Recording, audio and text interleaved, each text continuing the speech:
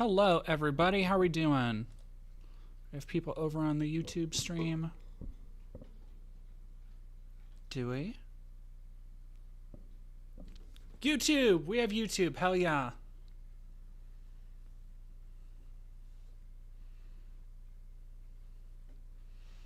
Boo YouTube. Stop it, Mockingbird. Well, before we get into it, while I'm still waiting for everybody to get in here, I am going to crack some packs of magic. I spent the weekend, not the entire weekend, I worked all day Saturday. But I spent a large part of the weekend playing Duskmorn at my local game shops.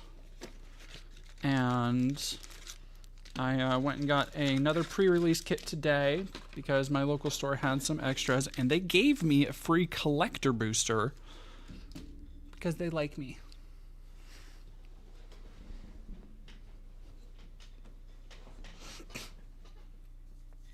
Looking fabulous as ever. I don't know about that, but thank you. What do you think about that? How do we feel about the bicep right there? I'm sure everybody's being very normal about that. Reluctant Warrior, so it is one of the reasons I want to crack some packs before we get into the day is, It's been a long one. It's been a long one. I got these as a little bit of retail therapy because I also, ironically, I just paid off the last of my debt. So I am, for the time being, home free to, I've already been approved. I've already had the offer accepted on the condo, and now we're in the closing phase, I believe.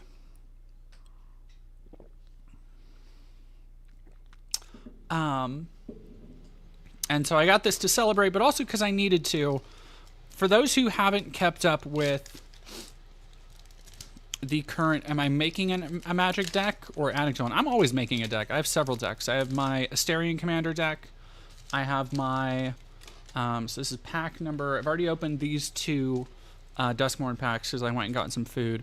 And I got a Leyline of Resonance and a Leyline of Hope, which, God damn it, those would have been great cards to have. This is already a better pre-release set than any of the 4 sets that I had to build with, which I had some okay decks, but like, God damn. Frantic Strength. All right. Ooh, hell yeah. Shroud Stomper. Shroud Stomper does good work. Good work with Graveyard Recursion. Demonic Council. Let's fucking go. Oh, I got the Demonic Tutor. Literally the Demonic Tutor. If there are 4 or more card types among cards in your graveyard, search your library for any card, put it into your hand, and shuffle. A 2-drop. 2-drop. Let's go.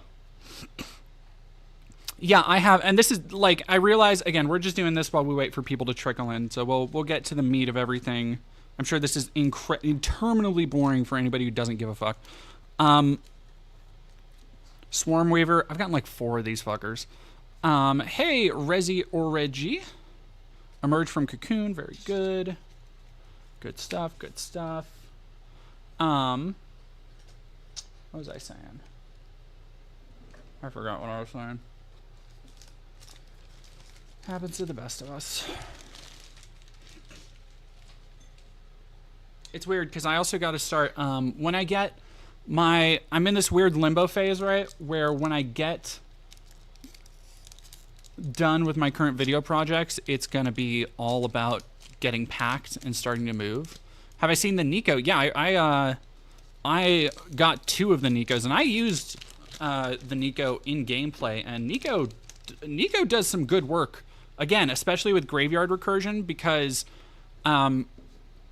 their trigger is entering the battlefield. So if they enter the battlefield, they get 2 shards. And then you tap and then spend 2 to transform all shards. So if you can, like, sack them, put them in the graveyard, bring them back like 2 or 3 times, that's dark stuff. Dark stuff. Yeah, no, I have an Asterian Commander deck that is disgusting. It is so just off, like, It's awesome, but it's fucking terrible for everybody else to play with. I just actually put all my Asterion Secret Lair cards that just dropped in there. And my other one is I have an Edward Kenway Pirate Assassin Sea Monster deck that is very fun. That is a lot of like trickery and stealing people's stuff. And then I have the one I've been working on, my piece de résistance is the Akalia of the Vast deck. That is Angel, Demons, and Dragons. And everything else that's not an angel, a demon, or a dragon is either meant to give Kalia hexproof, haste, or indestructible. So it is like a bunch of equipment and a bunch of like 1/1 drops that I can tap to give something haste. It's disgusting. So like by turn 4, I can have like 2 6/6 demons out on the field. I'm not gonna lie. I miss Renaroo. What happened to Renaroo? That sounds like Yu-Gi-Oh to me. Yu-Gi-Oh Wishes. All right, Roller Crusher ride. That's the 3rd Roller Crusher ride. Irreverent Gremlin. Okay, this is a bunk pack. How to foil Irreverent Gremlin, I guess. Can't win them all, but Irreverent Gremlin's an okay guy. Irreverent Gremlin is aight. I'm cool with Irreverent Gremlin. Valgavoth's Onslaught, I got a foil of that. Leyline of Hope. Put that right there. Moida. Leyline of Resonance. That's like a $6 card right now.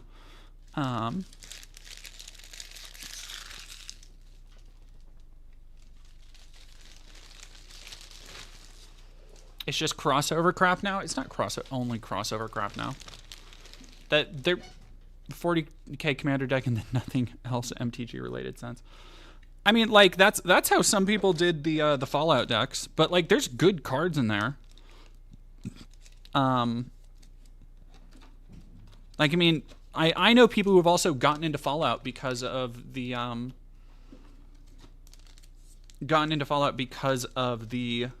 Magic decks, like and the TV show probably. Oh, I'm chuffed. I am chuffed about Demonic Council. I wanted that Demonic Tutor so bad.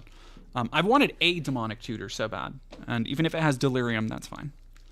I usually my decks are pretty varied, so that's gonna go great in either that's gonna go great in honestly either the Angel Demon or my Asterion deck.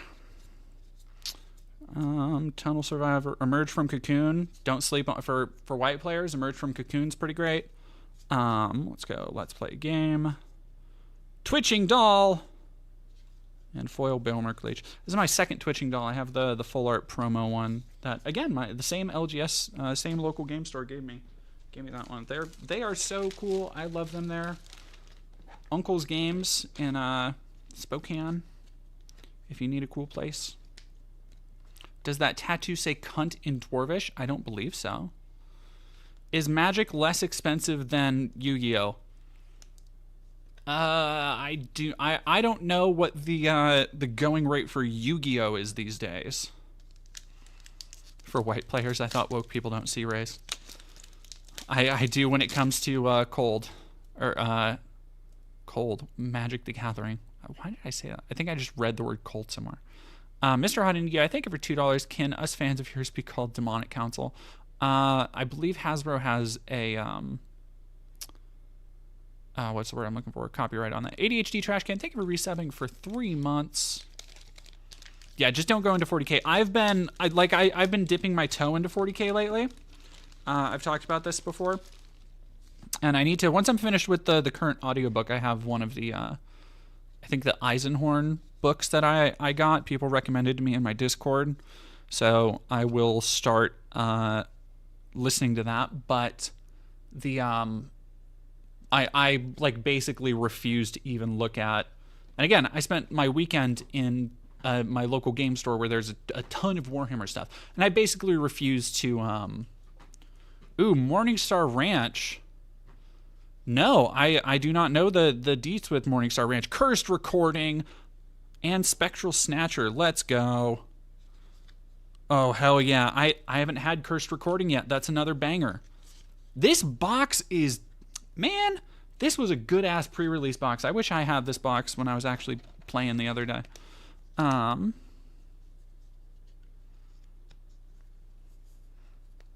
Yeah, again, I can't speak to if Yu-Gi-Oh! Is super hard to get. And then now, the moment of truth, y'all. I have 3 collector packs to crack.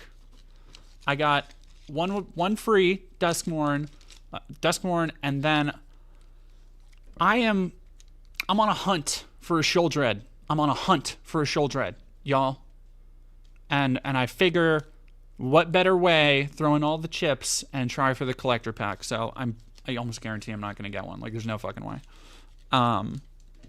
But let's see. It's always so weird how, like, collector packs even feel different to open. Like, they have a harder, like, opening. And so I'm almost done, y'all. So, like, just give me a second and we'll get to the stuff today. Alright, Griffin Protector, Extinguish the Light. Molten Monstrosity, Hurler Cyclops, Electrostatic Infantry, Standard. Oh, fuck, I do love the Dominaria lands. Like a foil of this. Look at that. I mean, just... Come on. Gorgeous. Gorgeous. The Dominaria, I don't ever mind opening Dominaria set packs because they are packed, even if it's a lot of uncommons, they are packed with the gorgeous, like, stained glass art treatments are just so damn pretty. Like, that etched foil, like, just look at that. That's gorgeous. Come on. What units? No, I don't play 40k Mockingbird. That's what I'm saying. How did you get such big, pretty eyes? My mom. It's my mom. I straight up have my mom's eyes, and it was very funny. Holy fuck!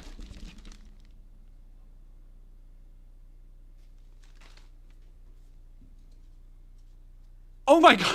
Holy shit! Ah!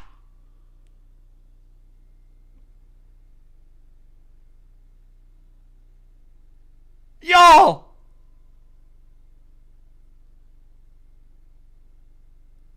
I wasn't even fucking paying attention.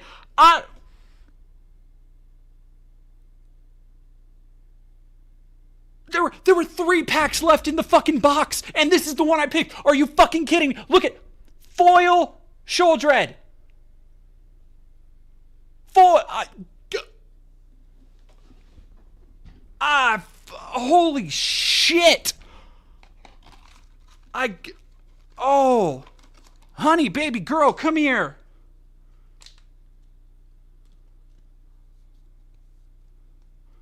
I just had some of the hard cases. There you go.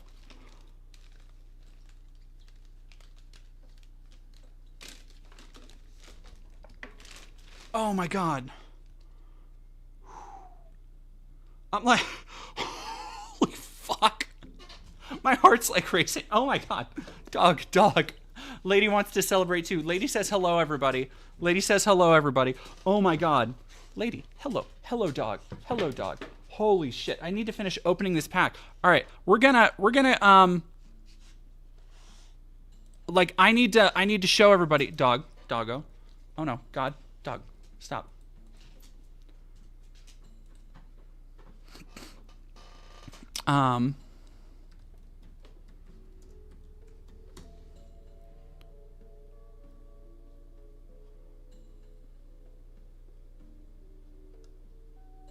Why Sheldred foil is such a big deal? Like, literally, proxy. Literally a big deal.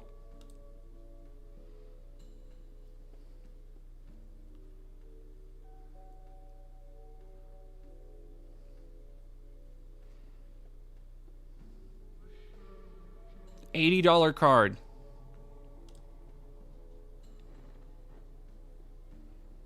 Or, according to Card Kingdom, $95. And mine Mine has the set symbol on it. I don't know why. Mine has the Phyrexian symbol.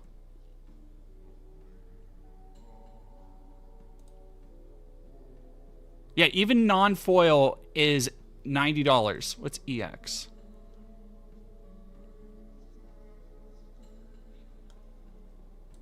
Like, oh my god. I fucking...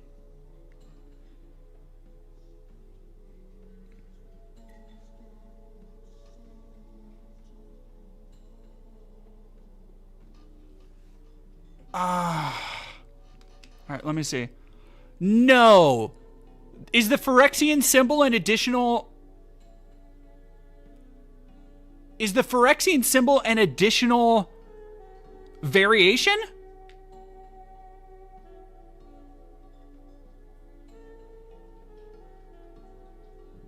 And Sheldred's in standard, right?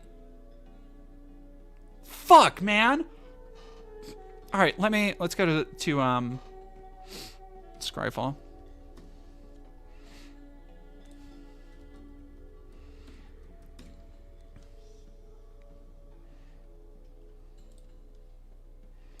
All right, Dominaria. Promos 72, 65, 107S. I don't know what the difference here is. That's the Phyrexian version.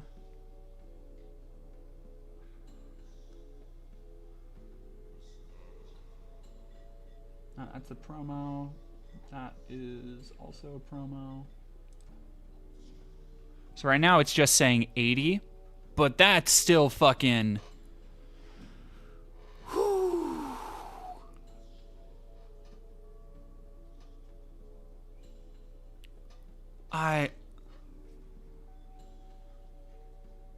I can't fucking believe...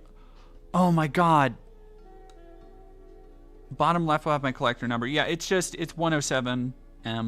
Like, so I think it's just the standard. So this has it for 76. Scryfall just has it for 76.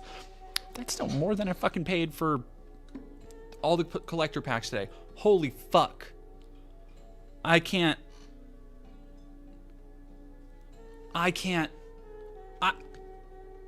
I was like, you know what? I'll risk it for the biscuit. I'll get a Dominaria United. They had 3 left at the store. Okay, let's check out, because there's still other cards in the pack. There's still other cards in the pack. There's nothing. There's nothing. We'll talk to the church about the church in just a second. There's nothing that's gonna be as good as that, unless it's gonna be a Black Lotus on the last card. Yeah, let me look up. Thran Portal probably isn't much. Oh, hey, you know what? I just got a full art Thran Portal, so let's go. Let's keep it going, y'all. Keep it going. Najal the Stormrunner, got one of those. Tobias Doomed Conqueror. Oh god, I just look at the well, this is a collector pack, so I'm paying for being able to get more, but just look at the foil on that. Just hell yeah. I want a shock foil. Tobias Doomed Conqueror. I have the etched foil of Jedit Ogenen, Cat Mercenary. That's a mythic. Okay. Jedit. And Hazon, Shaper of Sand. And Anointed Peacekeeper. I don't know. I'm not super... All I know about Dominaria is Sheldred, basically. So these are all... and then... Bird. Holy god damn. Like, unless there's like a shock foil Valgavoth in one of these, like, I'm not gonna top that. I'm not gonna top that. Oh god, I'm so glad I waited to open that on stream. Holy shit. That is, holy fuck. All right, let me look up Anointed Peacekeeper and others real quick. Whew.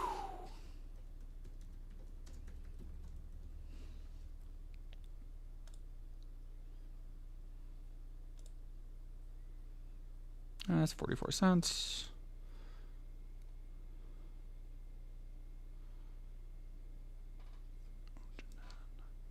Hazy on Shapers. All right.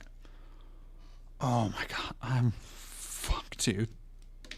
Can somebody clip that and send it to me on like Twitter? Because I want to share that. If you could just get like the portion before I looked down when I was showing off the already done. Tara Billie Jean, thank you. You're the goat. Thank you for if you could just send me a link on Twitter so I can retweet it and share it. Oh man. Okay. I got two. I'm coming down off an adrenaline high now. Holy fuck. All right, let's keep it going. Just pulled a $90 cardboard. Exactly, Cody Carney. Exactly. Honestly, I'm up on cards from this trip because I got some stuff that's probably worth enough to pay off the box. Watch you pull a black. They don't make Black Lotus anymore, unless it's in a special. I did. Oh hell yeah, we're starting off great. Another foil Possessed Goat for my Possessed Goat collection. Let's go. Yes, I do have an entire collection of Possessed Goats. Horrid Vigor, Winter's Intervention, Fear of Lost Teeth, Drag to the Roots. Ooh, that's one I haven't had yet. That's pretty fun. I like that. Nowhere to Run, Savior of the Small. Forest, we got the foil Forest. Let's go. Hushwood Vert. God damn it. Another rare land. Like, I know these are going to be valuable, but, like, I want scary monsters and stuff. Oh, shit. Okay. I got the Owl Glimmer. It's not foil, annoyingly. Marinda, I already have this one. Marinda Vendrell's Grimoire, but I do not have this treatment, so I am quite happy with that. I think you can do something fun with that. Maybe tutor it up. Because it's... So, for those who don't know, Marinda... Oh, sweet! And I got the full art of Marina Vendrell, so I got the character that goes with it. I guess she's a 5-color. I wonder if she's a good commander. Reveal the top 7 cards of your library. Put all enchantment cards from among them into your hand, and the rest on the bottom of your library. And then tap to unlock... Oh, shit. Damn. Okay, she might be powerful. I might try and find a way to play her. That seems kind of dirty. I love that. Response to John. Oh. Bellator Baptist YouTube channel. Okay, let's. I'm definitely gonna go look at that. Is she as powerful as Goat? I'm making a Goat deck. Y'all don't worry. Let's go Bellator. That's the kind of cringe shit a Baptist would come up with. Oh, Steven, you fucking cowardly piece of shit. All right, give me 1 second. I'm gonna sleeve these. We got one more pack to open, and then we are good. Oh, I got the Swarm Weaver, which I kind. You know what? I was talking to Bugs Matrix about this. This art treatment is kind of growing on me. I kind of like it actually having it in my hand. Glimmer and Spirit. Let's go. Oh my god, I can't.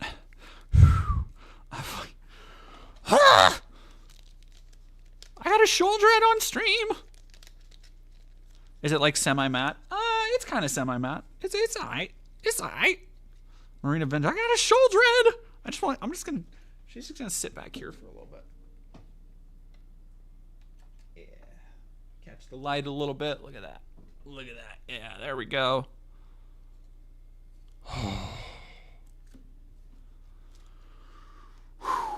I am...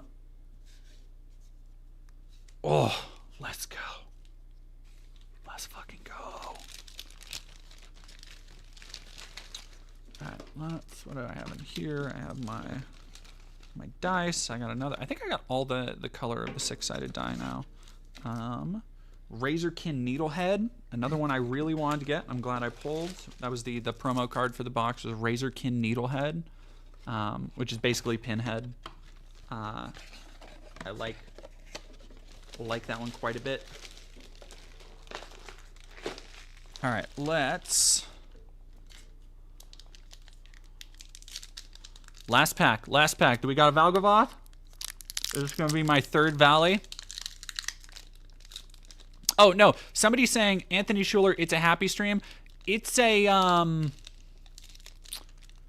happy stream so far. Sleep's Head, thank you very much for Prime for 4 months. All right, here we go. Opening from the back. Y'all know how I do. Fear of Lost Teeth, Foil, Wary Watchdog, Piranha Fly, Glimmerlight, Glassworks. Now we're getting to the uncommons. Fear of Exposure. I wanted to play Fear of Exposure. I haven't gotten to play it yet. Hopefully I'll draft it at some point. Diversion Specialist. I think this is one I don't have. Wildfire Wicker Folk. Fuck yes. This is going in my potential Scarecrow deck. Optimistic Scavenger. Swamp. I blame... So I'm a big earworm person. If somebody says something that I think is... Even if I think it's dumb, if it gets stuck in my head, I'll start saying it too. So one of the people I play with says Swamp, and now I say Swamp when I see swamps. Central Elevate... Ooh, I have the full art version of this one. Sadistic Shell Game. Oh, that is such gorgeous art. Holy shit. Oh, this is a commander card, that's why. This is the full art version. This is a version you can't get from Commander, but it looks like one of the I know it's not coming through on camera, but it looks like one of the ghosts from the hit Matthew Lillard classic 13 Ghosts, which I'm a big fan of. Valgavoth. God damn, I have so many fucking Valgavoths Onslaughts. I think I got one of them as one of my promos on that, but this is a different treatment, so I have like 3 of the Valgavoths Onslaughts now. I just opened another one. Zimone, the All Questioning, got that in the nice white purple, yellow purple. All right, I got like 2 cards left. Let's bring it home, baby, bring it home. Enduring Tenacity and Horror. All right, well I think actually that, because I have the green. I don't think I have the blue, but I think I have, and this is actually gorgeous. The Snake Glimmer. It's a foil full art. That's gorgeous. That one. And then Zimone, the All Questioning. Zimone, I might try and build something around Zimone because her thing is so bizarre that I kind of want to try it. At the beginning of your end step, if a land entered the battlefield and you control a prime number of lands, create Primo, the Indivisible, a legendary 0/0 green and blue, and put that many +1/+1 counters on it. So the more lands you have, it goes in 2, 3, 5, 7, 11, 13, 17, you know, like keep going. As long as this prime number, you get a creature for that turn that is that much. Ridiculous. Redonkulous. All right, that is... Holy fuck. Like, I could have opened nothing good there at all. But no, I got Marina Vendrell, Ley Line of Resonance, Ley Line of Hope. I got the Demon Council, Curse Recording. Those are ones I really wanted. God damn. Y'all. The one thing I will say that and this is before, we'll go into the church stuff right now. The one thing I will say that I'm kind of bummed about with this set is that I wish the treatments you got in the play packs were better, because for example, let's put the garbage off to the side here for a sec. For example, in Outlaws of Thunder Junction, you got 1 art treatment card per pack, right?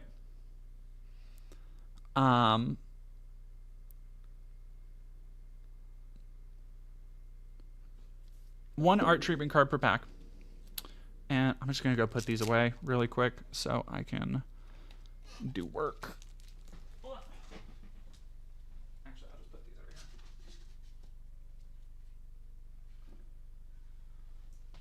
here. Okay, let me...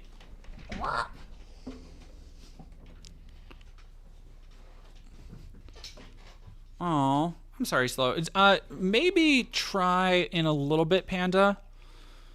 Hello, lady. Lady just came and dropped her bone on my lap. Do you want another bone? Is that what you're saying? Is that what you're saying?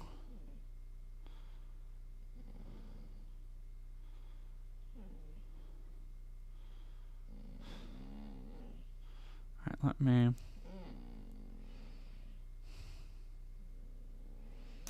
I want you... Dog.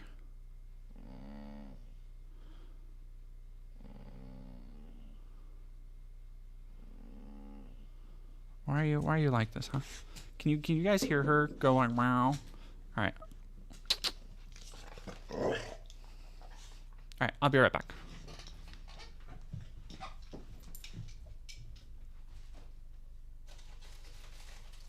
Here you go, you little booger. Okay.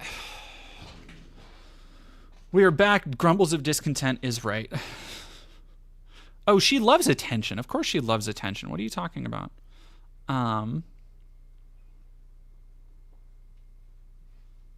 It won't let me download it. I want to download the clip. Terry Billie Jean. I want to download it.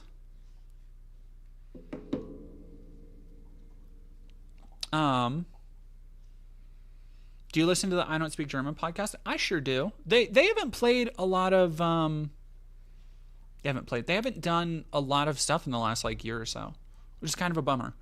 I really like their stuff. Angry Goose, have you missed anything? I opened a fucking shoulder on stream. Let's go. Let's go. So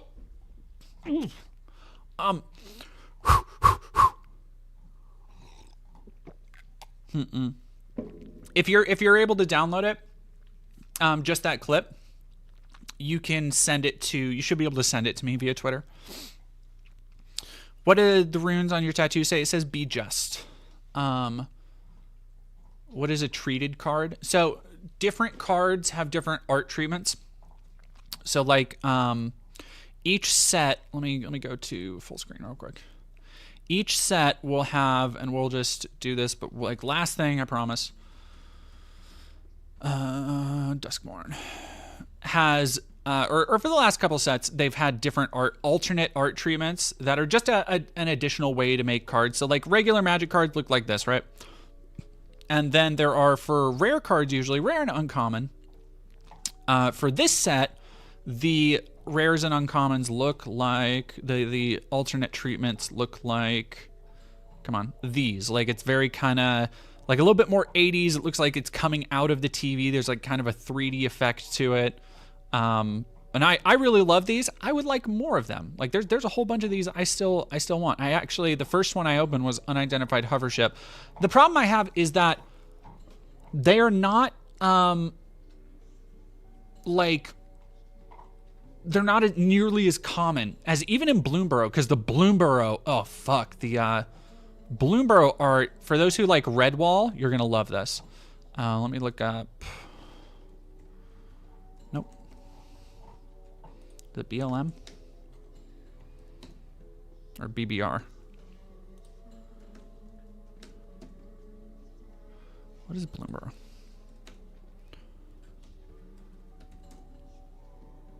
BLB. There we go. This Bloomborough was very like kind of Redwall coded.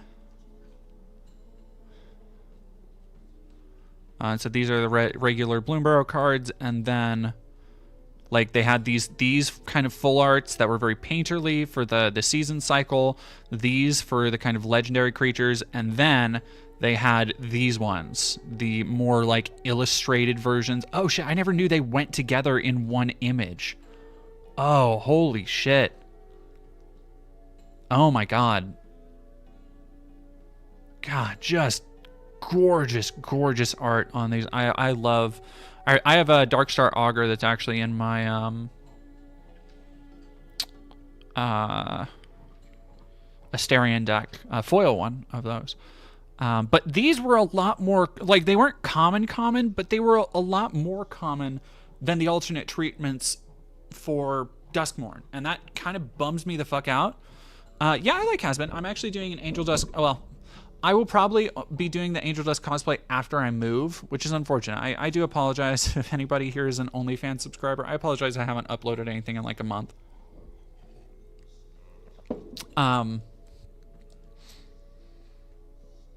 But yeah, no, like, and then there are the anime ones, and these are like stupid rare. These are like $200 a pop or whatever the hell.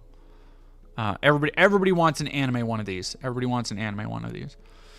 There's the promos, extended art. I have the iridescent. I have some of the anyway. Whatever. It's that's a treatment, and I love certain treatments. I didn't care. Here's the thing.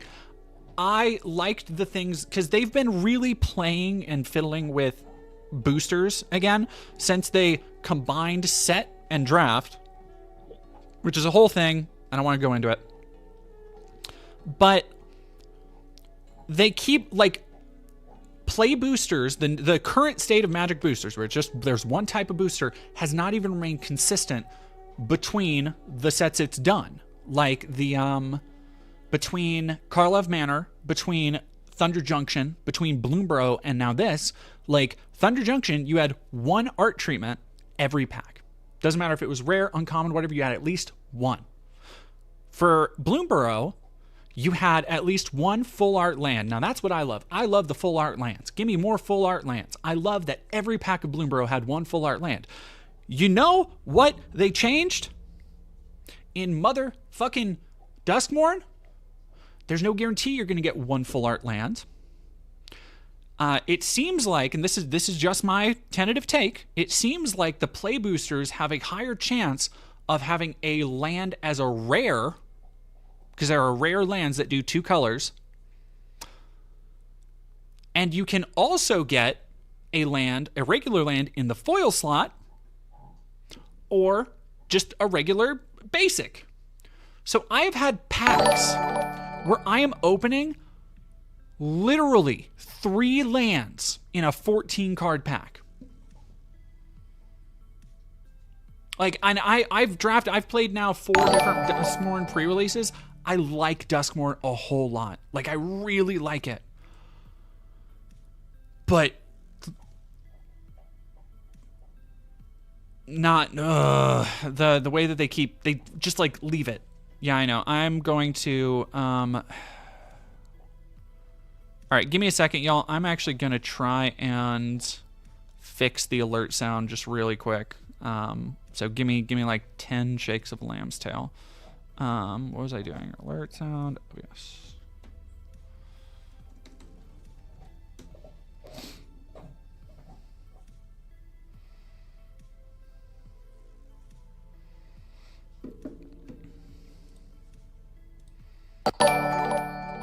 Yeah, I am working on it. Give me a second. Also, it should be in my headphones.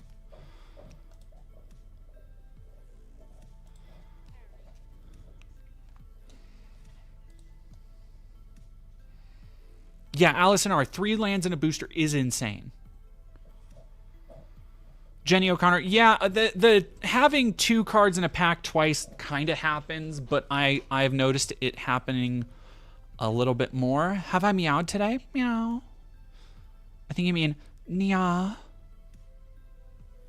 Let me go to alert box. We're gonna try and turn down the alert settings.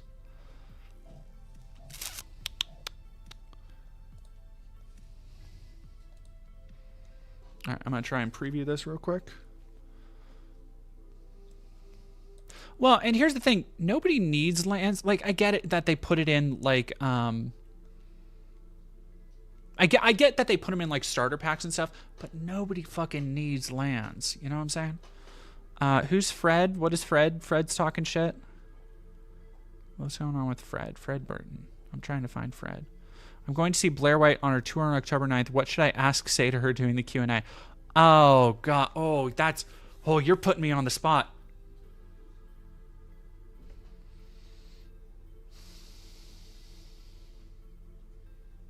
Is she doing like a comedy show?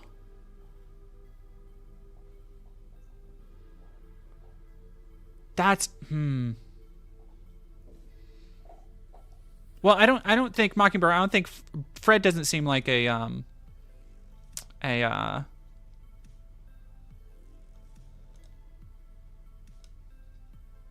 play that.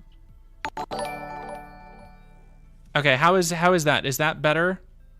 I'm not making them louder. Is that better for sound effects? 'Cause I'll turn it down a little bit more. All right, I'm gonna turn it down. Let's try it one more time. Okay, that's the level I'm gonna try and keep it at. And I'm gonna, all right, let me go to subscriptions. Okay, I'm gonna save that. I'm not new. I'm not maxing it out. People already complain a lot about all of the settings. And really, no, Duskborn, Crovey, you said Dustborn, and I thought Duskmorn, which is a different, that's the magic set I've been playing. Why is it at 80%? What the hell, bits? All right, we're gonna move that down here. All right, sorry, I am adjusting all of my sound effects really quick. But no, Duskmorn, for anybody looking to get into MTG, Duskmorn is really fun. It's I think it's a really great set. I really do. I like it a lot more. I was kind of hesitant going into it. Blue and white, savage, disgusting. I got the Mind Skinner, who is my favorite baby boy, and I love him so much. He's just a cute little guy, and he is unblockable and will make you mill 10 cards every time he attacks. And hell yeah. Am I Satanist, or are you just like the imagery? I'm not like I am not a Satanist, I think. Which one was that? All right, that was the YouTube. Ah, god damn it. I just closed out of the OBS. All right, I got to change YouTube real quick cuz the donation sound for YouTube is like way too fucking loud. Oh, postmortem draws. Is there a character you'd like me to draw you as? I don't know, I guess kind of whatever, like, you know, you feel. I have a lot of like comfort characters. Like pretty much any character I've cosplayed as would be good. So if you haven't seen Rogue from X-Men, I really want to do a Metal Gear, a Raiden cosplay. Angel Dust, Double Trouble. I'm trying to think of other ones I've done. Cloud is a big one. Still enjoying the furry set. All right, let's go to alert box. YouTube. Why is it so fucking loud?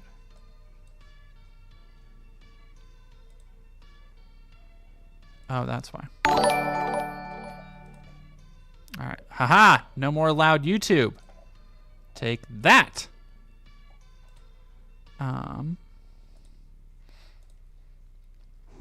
Angry Goose. All right, last question about Magic before we go to the hate church shit.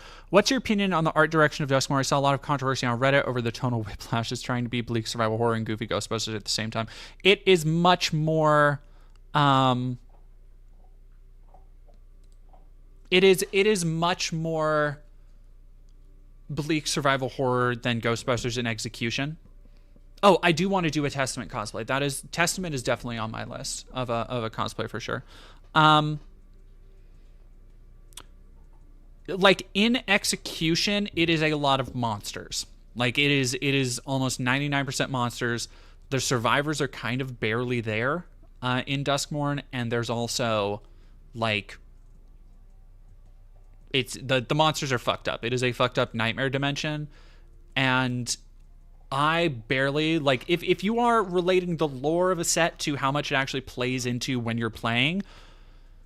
Like, I barely came across anybody even using things like there is that, like, Ghostbusters kind of ghost vacuum. There are 2 or 3 of the survivor characters that are very much like, okay, here's, like, 80s Stranger Things inspiration. But maybe 5, maybe, if you really want to push it, maybe 10 cards out of a 200-plus set? No way. Got off toddler duty, can't stay long, have some bucks. Thank you very much for $10. I appreciate it. The full art lands are so good. You know what? While I'm here, I'm gonna actually, because I never come in here. Give me a second. On Twitch, we are gonna follow. I'm going to.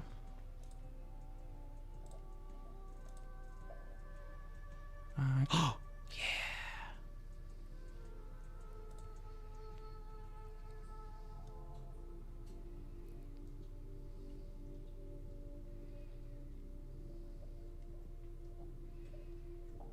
New follower.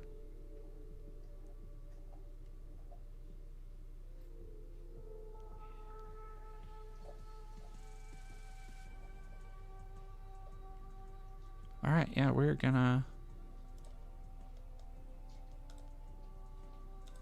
All right, I'm bringing the goats back. The goats should be back next time somebody follows, and we'll do follows and subbies for goats. I do have my Morrigan. I do miss my Morrigan. Oh, you know what? We're gonna do Bongo Goat. And Twitch follow subscriptions. Biddies. Yeah.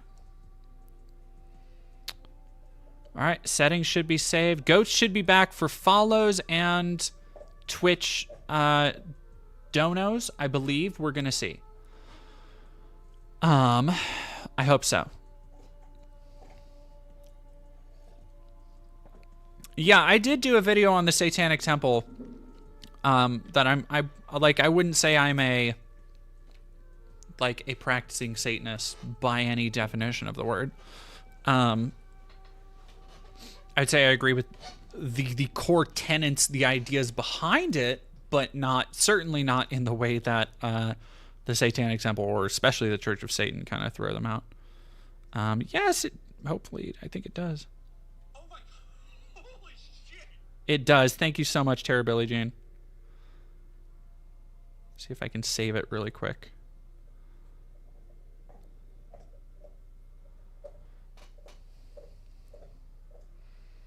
All right, I'm just going to screen record it.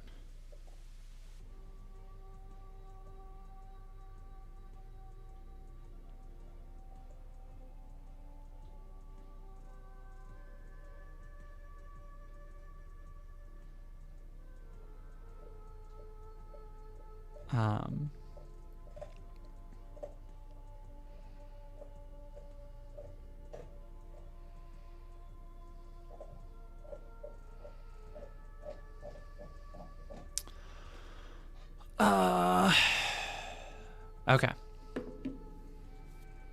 Let's go.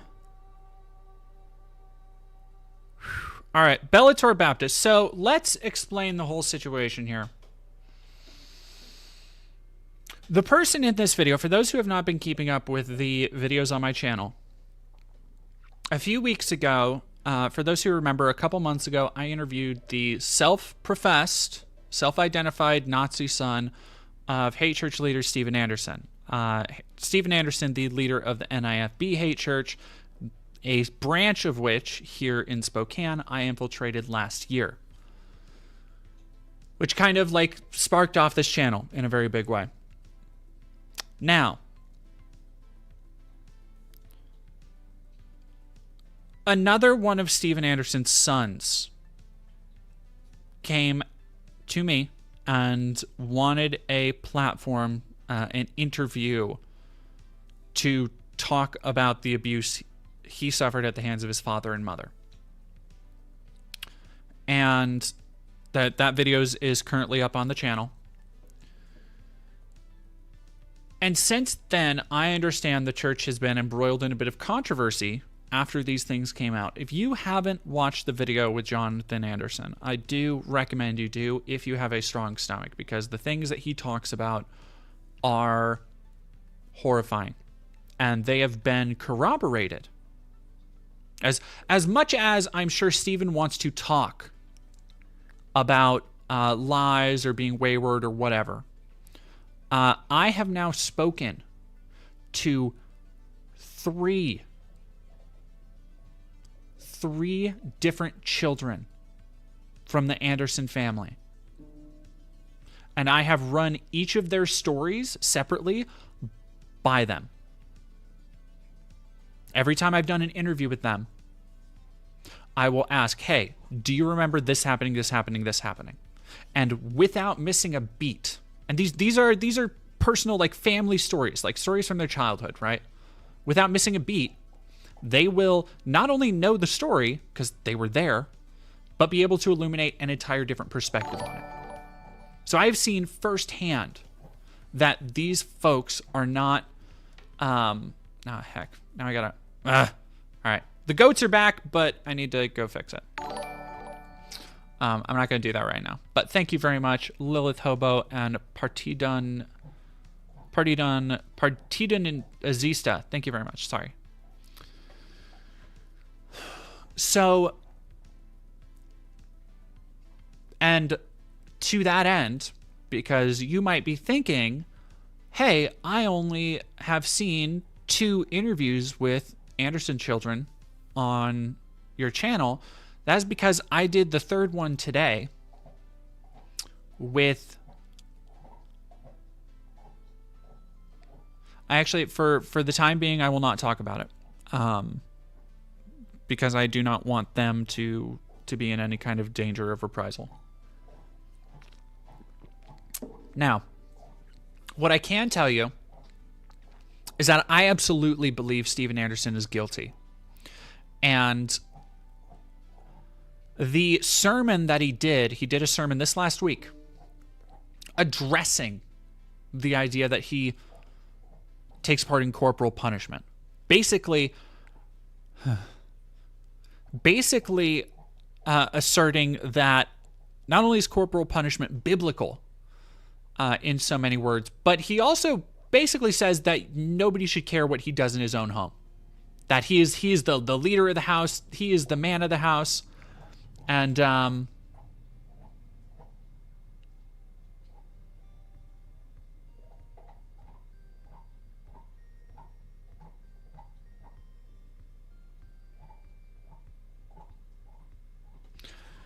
yeah.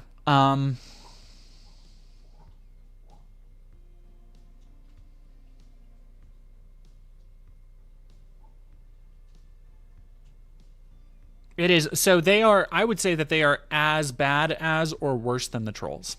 Trolls. I just read the word trolls from Mockingbird. Pearls is what I meant. They,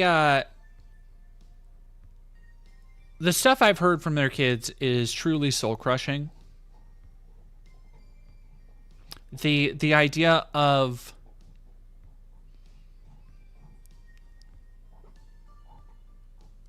yeah, I don't even know how to like really talk about it before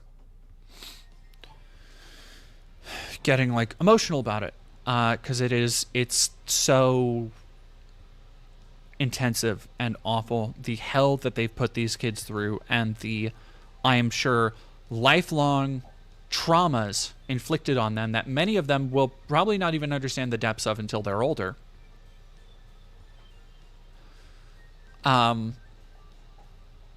So essentially what has happened is Steven Anderson. Now let's actually go back before we go to Bellator Baptist.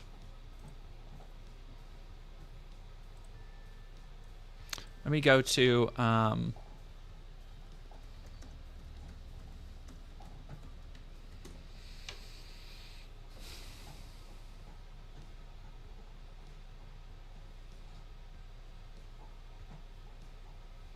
let's see if I can find it.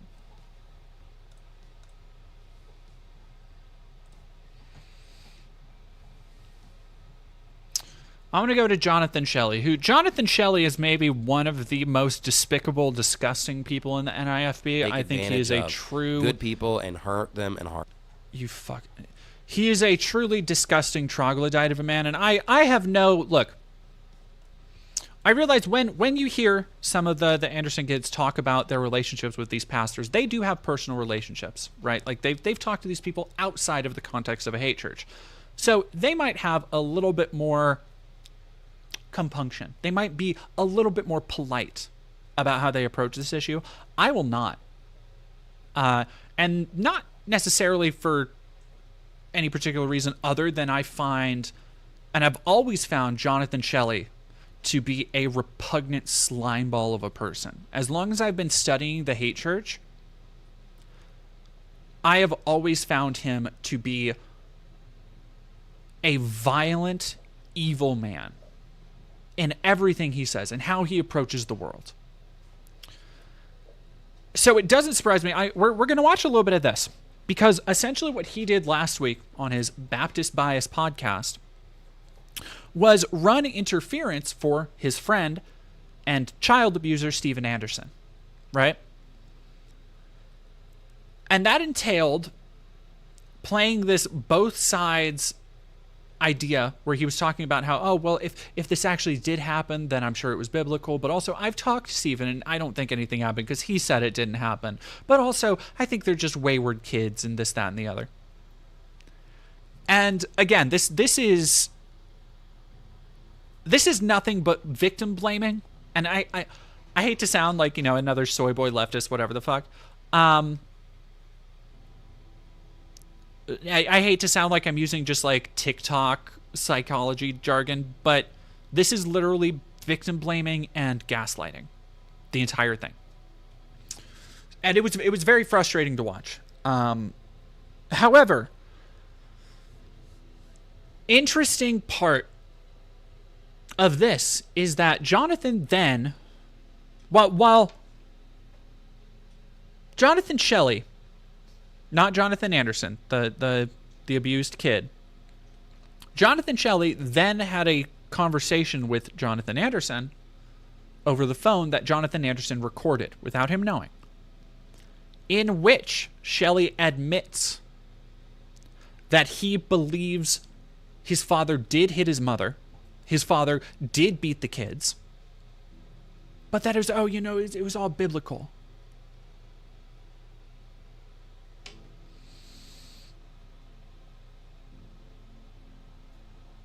If I was a font, I'd be Comic Sans. Is this what people joining literally called a hate church, or is it what everyone looking in has named it? Hate is technically against the word of God. They would tell you it's not. They would tell you that God hates reprobates and God hates evildoers and all their other arbitrary definitions they love to lob around so they can, spread fear. Yeah, so let's listen to a little bit of this dipshit.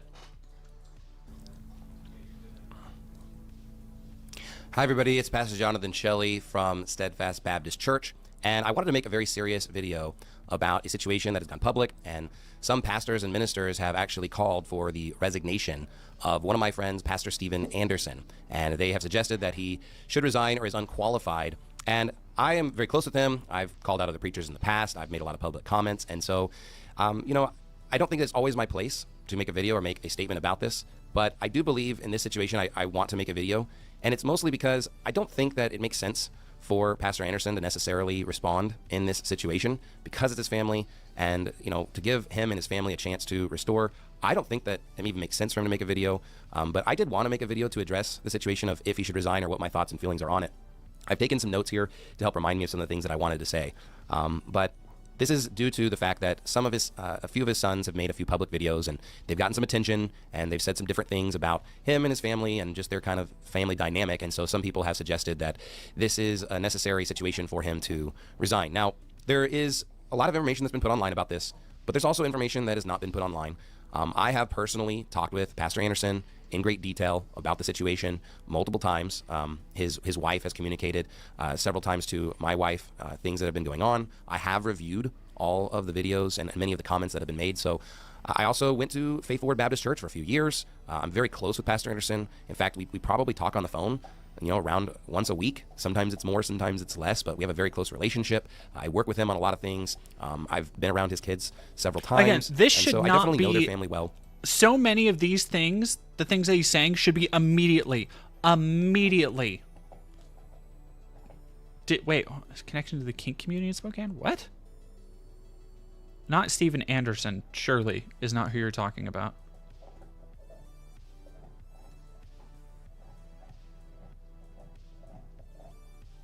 There's 0%. Who? I know him very well, and I know the situation pretty well. And, I actually called him and I asked him some pretty tough questions. And I guess in the question of if he should resign or not, I just wanted to get some clarity. I wanted to ask my questions, ask him some very difficult questions. And, after having talked with him and understanding the situation in very great detail, I do not believe that he should step down or resign at this time. But I want to explain why, and I kind of want to talk about the situation in great detail. There are a lot of people that would love for Faith Word Baptist Church to be destroyed and Pastor Stephen Anderson to be destroyed and his whole family be destroyed and, frankly, every Christian to be destroyed. So this is where I got the the accused is split. Dog, can you not do that right here? Please go, vanish. Thank you, I love you. She walks away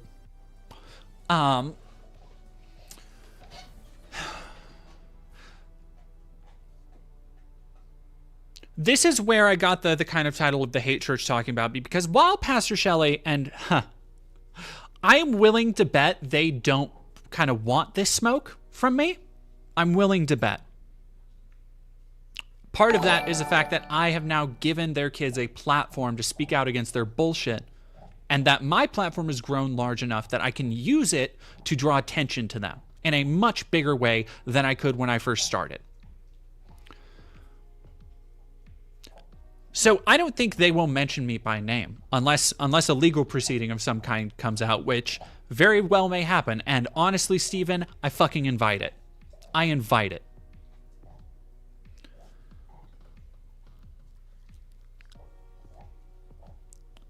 But he does mention in this that there are reprobates trying to take advantage of the Anderson kids.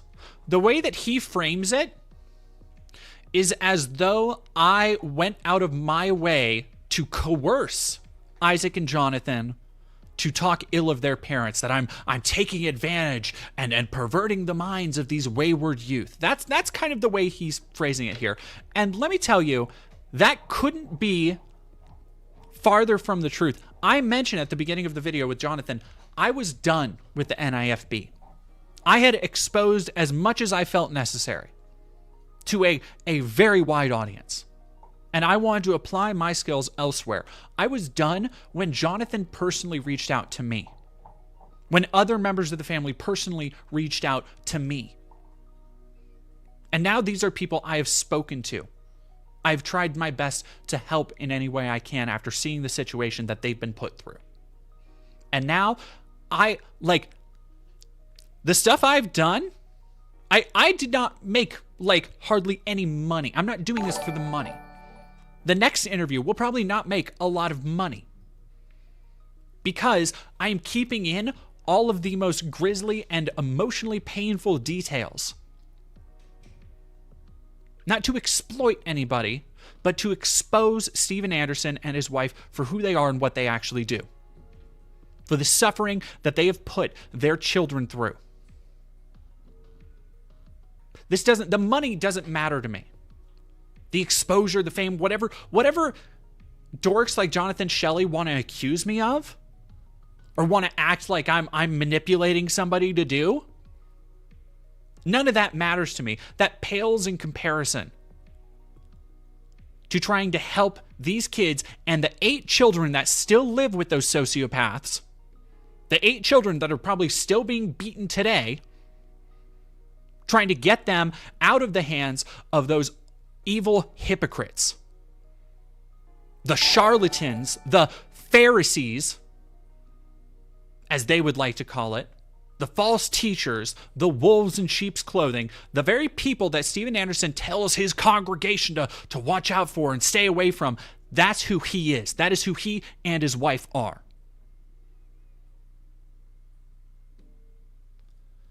Quantum Deity, thank you for resubscribing for 3 months in a row.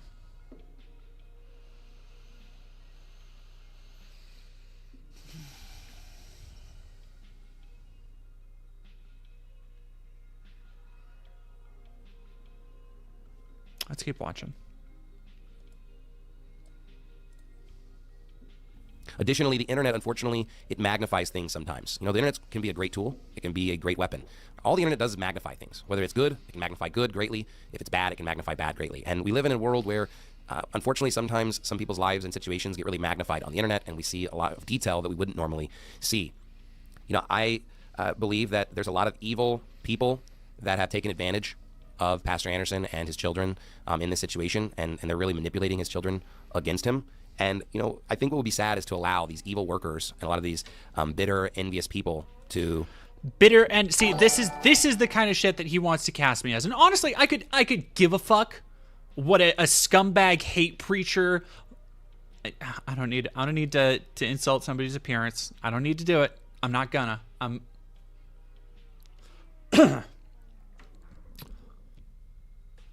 I don't need to care. Like what this man thinks of me, I do not care. It affects me not at all. But the hypocrisy, the gall to sit here and try and cast dispersions on somebody else, aspersions. I said aspersions, not D. Cast dispersions on somebody else when, as we're going to see in a couple minutes, he is lying through his goddamn teeth. And yes, by their definition, I do mean I am not swearing, I am not taking the Lord's name in vain. As I was taught in the Lutheran faith, I am not taking the Lord's name in vain because people like Jonathan Shelley are God damned. They are damned by God.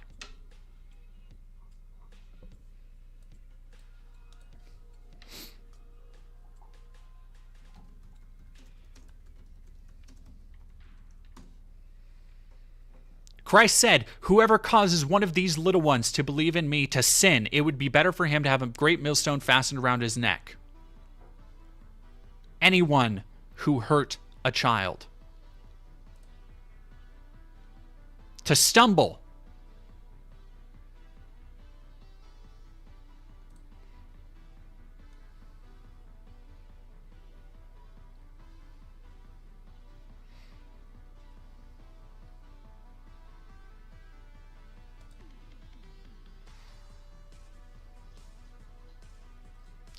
Beloved, never avenge yourselves, but leave it to the wrath of God, for it is written, vengeance is mine, I will repay, says the Lord.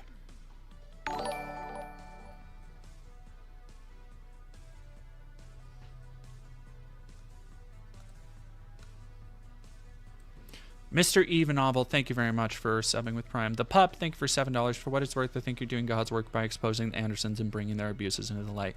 Another thing that I noted while talking to the Anderson kids, with you know, the exception of Isaac, not that Isaac was rude or anything, but he calls himself a Nazi. Like there's no justification for that, and I do believe, and I have talked about this with him, I believe that his upbringing, especially around his mother, who, again, I have verified information that she is extremely racist, like saying. Like, she will willy-nilly say the N-word around the house. Like, sorry, Isaac, I think that had something to do with your upbringing. I think that had something to do with why you think it's okay to call yourself a Nazi. But the other two Anderson kids I've talked to are so unlike their parents. And I can see, just in my conversations with them, I can see the trauma and the heartache that they carry with them.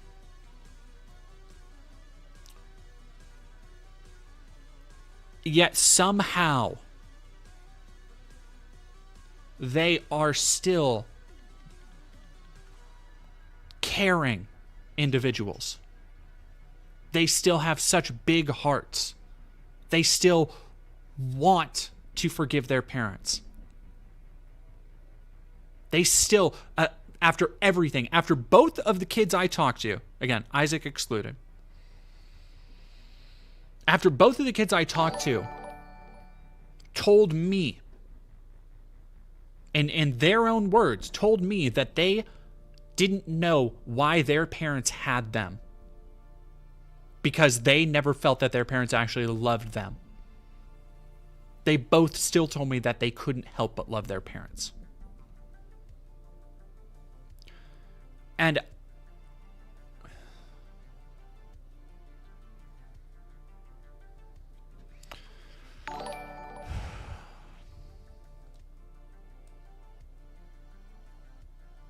Somebody's saying, John Bainbridge, you've talked to 3 of them. I missed one. The third one hasn't come out yet. It should come out either this week or next week.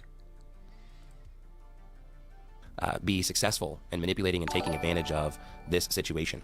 I do believe that he should continue pastoring. And here's the thing. In my conversations with Pastor Anderson, he was completely transparent. He even asked me point blank. He's like, do you believe I should step down? He told me if I think that he should, that I should say that to him and I should preach about it and that he would still be my friend.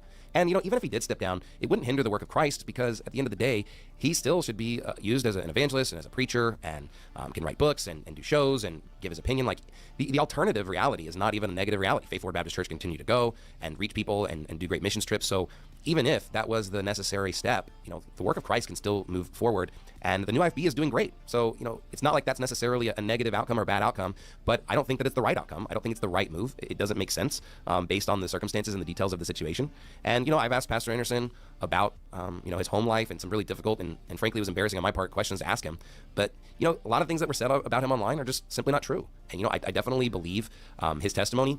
He's never struck his wife or punched her or done anything like this. He has not abused his wife. I do not believe he abused his children. And the world today loves to twist facts and twist reality and be hypersensitive in these issues. And so a lot of times there's always a little bit of truth to every statement, but they sometimes get exaggerated and taken advantage of. And I believe, unfortunately, while his children, many times they're going to talk about things that happened, they may misremember, miscommunicate, kind of exaggerate. I know. Again, this is straight up victim blaming. For by the way, kids who, by their testimony, dealt with severe abuse their entire lives. Susanna would beat babies, give freezing cold showers to little children as punishment, fully in their clothes, and send them to bed without sheets and no way to dry themselves.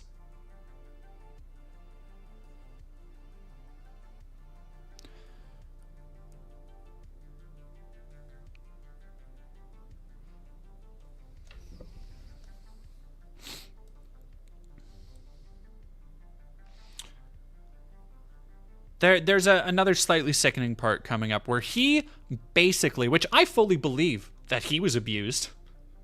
Yeah, no shit you were, and you think it turned out okay. What is the name of the tune at the end of your videos? It's Morrigan's theme from Darkstalkers. Myself included, sometimes when I'm telling stories from the past that I sometimes don't get all the details right. And of course, if we're in a bad mood, if we are upset, we can tend to maybe exaggerate. And again, he is talking like these are just 5-year-olds, that these are just like small children telling tales out of school. The people who have come forward are adults. They work jobs. They support themselves. They have families and kids of their own. They are not misremembering these things that, again, when I go and talk between the 3 of them and say, hey, did this happen?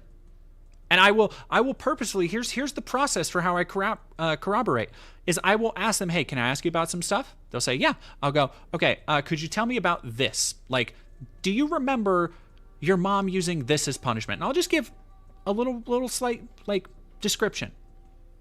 And they will come back, they'll text me back or talk to me and be like, oh yeah, I absolutely remember this, that, the other, and my mom would do this, and then she'd beat this, and then, like, details that I guess they could have coordinated, but they are so oddly specific, and they all have different opinions and views on them because some were used more on some kids than others. Like, the idea that they're just misremembering these things, yet they all have the exact same story. The idea that they're just misremembering things, yet they all are like, oh yeah, no, John got the worst of it. Or my sister got the worst of it. And it seems like my mom really hated my sister.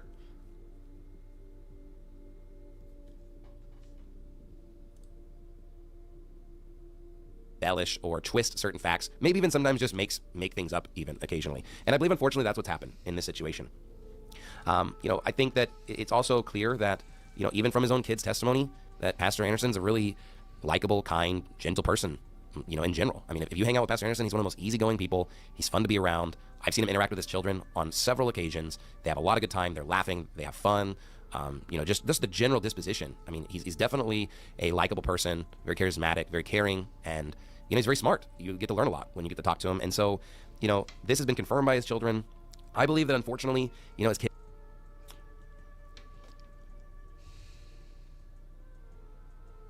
This is one of the most disingenuous, disqualifying statements I've ever heard. This is not a reason for you to be believed. This is not a reason for your testimony to be trusted. And I understand that dipshits like him are used to preaching with dog shit, flimsy evidence. I almost watched a video before I stopped doing NIFB stuff about the sodomite deception, where he basically, one of his main things about why gay people should be executed is that gay people are more likely to be serial killers. Like shit that just has like no basis in fact, like none whatsoever. So I'm not surprised that he's trying to argue that Pastor Steven Anderson doesn't beat his kids because he didn't say so. And plus, I like the guy. He's an all right guy. And when I'm around, when these kids are out in public, they're all happy. They're all very well behaved. Were they well behaved or were they afraid of being beaten if they stepped out of line?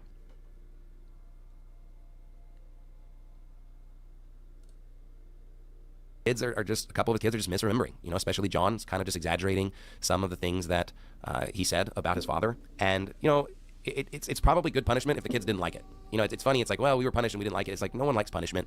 Punishment's bad. And, frankly speaking, from my own personal experiences, I didn't like getting punished. And if I wanted to try and twist the narrative of what my parents were like, I could make them seem bad. In fact, I do remember distinctly, my brother was one time punished by my mom with a 2x4. And he was a teenager, and he was just very rebellious, very stubborn, and she was a small woman, and she was trying to figure out a way to punish him, and she did it. And look, I don't believe that was abuse. It was just. But again, if you just take those circumstances out of context and you're just like, my mom's using 2x4s, it's just like, you could really exaggerate and make things look way worse than they really are. My mom. He is making excuses for his mother beating his brother with a 2x4. And he's saying, if you took it out of context, what is the context in which that is okay? In what context is that biblical? I wouldn't be surprised if he beats women and he beats his children, just like his friend Steven. Lady DeFage, thank you for resubscribing for 2 months. And Mr. E-Novel, thank you very much for gifting a sub to Vermondo Ivo. Was a great mom. She loved us. She never abused us whatsoever. I really appreciated her parenting in a lot of ways. And unfortunately, my brother was just a stubborn, rebellious kid. At that stage in his life. And, all of us were. Here is where he gets into victim blaming.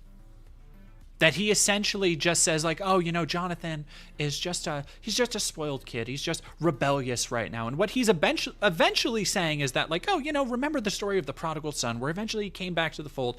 And he's trying to, not only at the same time is he trying to completely write off the abuse as being like, it's not that bad. It's probably misremembered. They're probably embellishing a little bit. At the same time, he's trying to be like, this is just a part of being young.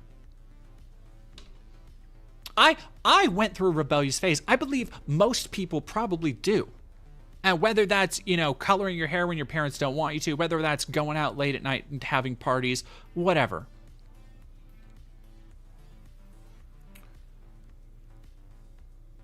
Most kids, for their rebellious phase, do not decide to make up elaborate stories about being beaten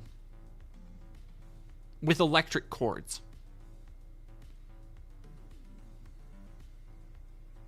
When people misremember and embellish things, generally, the stories aren't the same between 3 different people.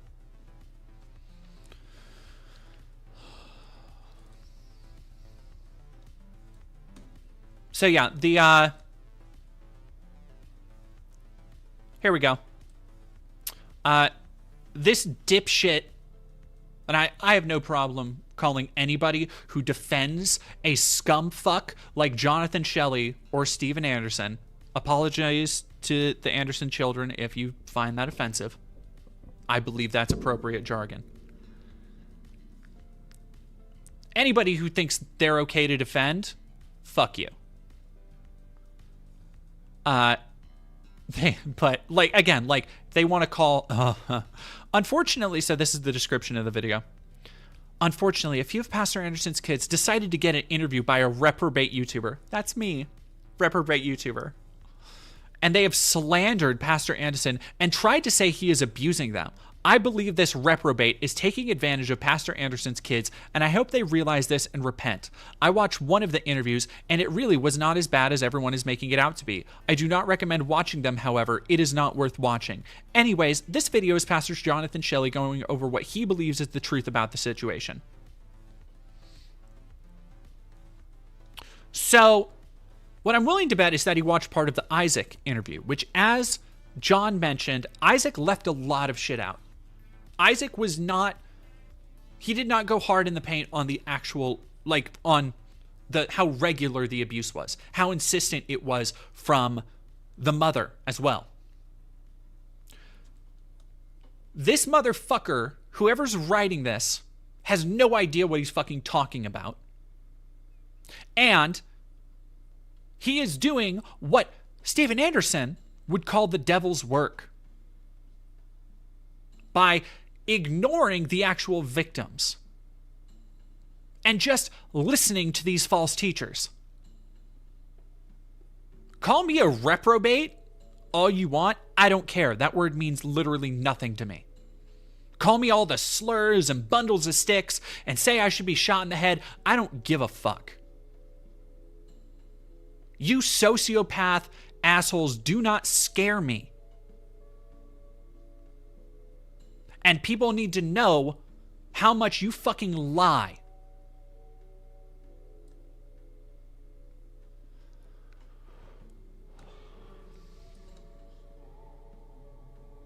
Yeah, exactly. I would rather be a reprobate than a child beater.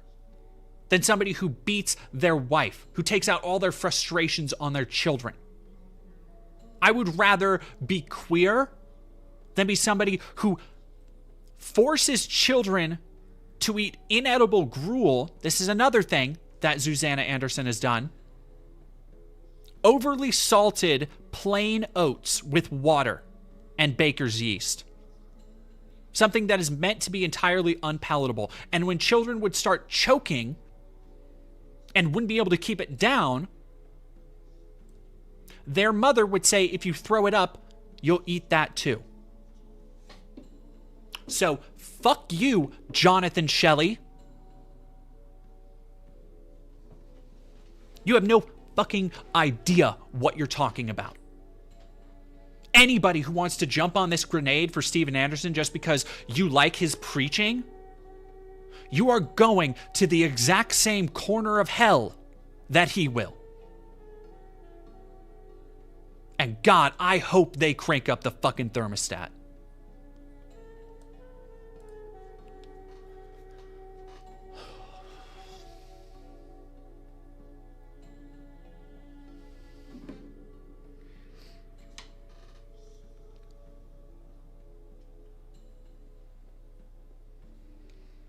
Let's go look at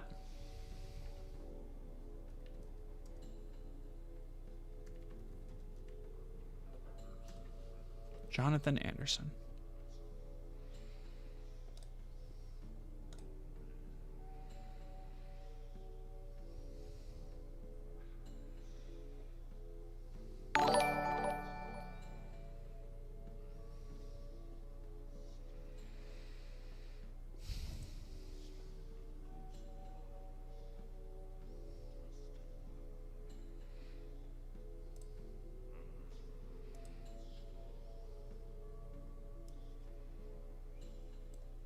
So this is Jonathan's call with Pastor Shelley, who we just talked to, the person who ran interference for his dad being abusive. And we're gonna skip around in this. We're not gonna watch all of this, and I'll talk about it more in the upcoming interview video. But yeah, we're gonna watch a little bit of this at the beginning, because he really gives up the whole game at the beginning. He really says that, like, yeah, your dad told me about this. He admits that Steven told him about the abuse, and he still is trying to spin it. testimony from all 4 of my dad's adult children. Interview all of us, talk to all of us, not publicly interview, but have private conversations. I can give you my siblings' phone numbers. You can call them. You can ask them the tough questions, and you can then make your decision based on those. What information are you going to tell me, John, that I don't know? So you're saying you know that he beat his wife with spousal punishment? I asked him the questions that I needed to ask, and he answered them truthfully, and it doesn't contradict anything you're saying.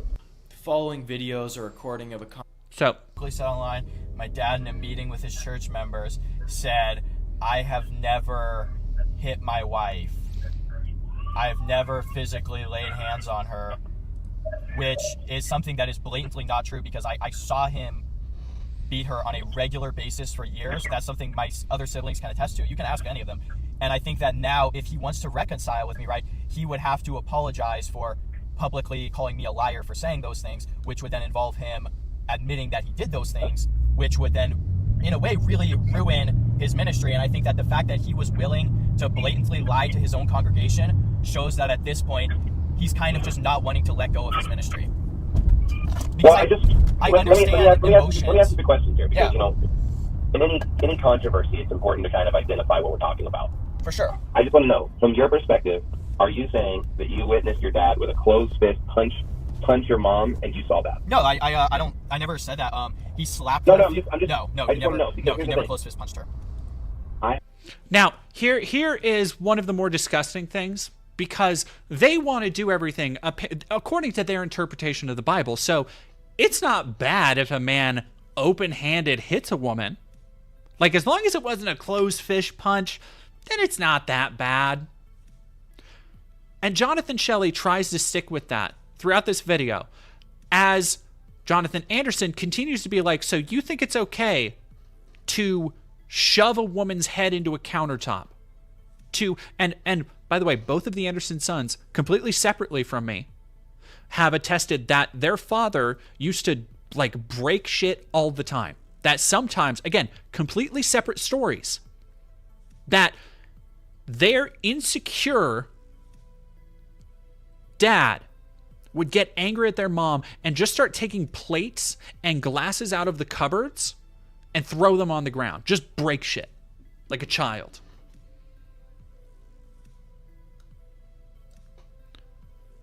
All right, let's go.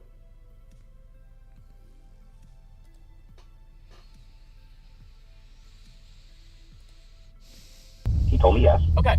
I asked him if he practiced spousal discipline. And again, I already told you what he said. Here's the thing. He was very honest with me. I believe that if he had told his church that, his church would have still wanted him to be the pastor. Then he needs to tell his church that and let them decide. Let you hear me out. I appreciate you talking about this. But at the end of the day, we clearly are very much in disagreement on this, because number one, you think that spousal discipline is okay. I think that is completely, utterly wrong. I didn't say that it was okay. I just don't think it crosses the line for and then also you are. He says, oh, I don't think it's okay, but he doesn't think it's enough to get a pastor to step down. Reto, thank you for $4.99. So what was that about protecting kids? Yeah, it turns out it doesn't actually fucking mean anything. Well, no, Mockingbird, Anderson doesn't live in Spokane. Steven Anderson lives in Tempe, Arizona. That's where his church is. The church in Spokane is run by Daniel Kutzar. Just the same church body. Just the same church body. You're good. You're good, Mockingbird. Saying that my dad, if he claimed he never hit his wife to his church members, that would be okay. So we clearly are very much in disagreement on this topic, and you can hold whatever opinion you want. That's cool. That's great. But I know what I witnessed, and I, unlike you, have done due diligence into figuring out what my dad has told church people. And my dad, according to the witness of everyone I've heard, everyone I've separately talked to, has told the same story, has given the same witness, given the same testimony. The Bible says believe 2 or 3 witnesses. A lot more than 2 or 3 people have told me that my dad. All right, and that is another actual verse I wanted to look up.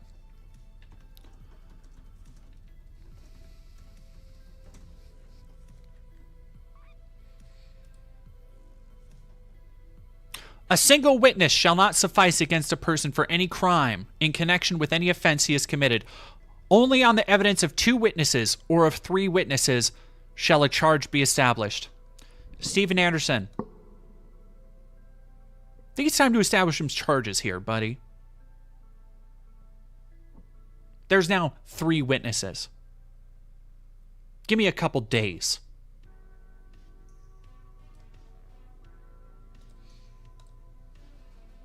dad denied every allegation and said he never hit his wife. I have it sped up, so it on That was never an accusation. The accusation was him using corporal punishment with an electrical cord and on a few occasions slapping her. I can give you my siblings' phone numbers. You can call them. You can ask them the tough questions, and you can then make your decision based on those. What information are you going to tell me, John, that I don't know? So you're saying you know that he beat his wife with spousal punishment?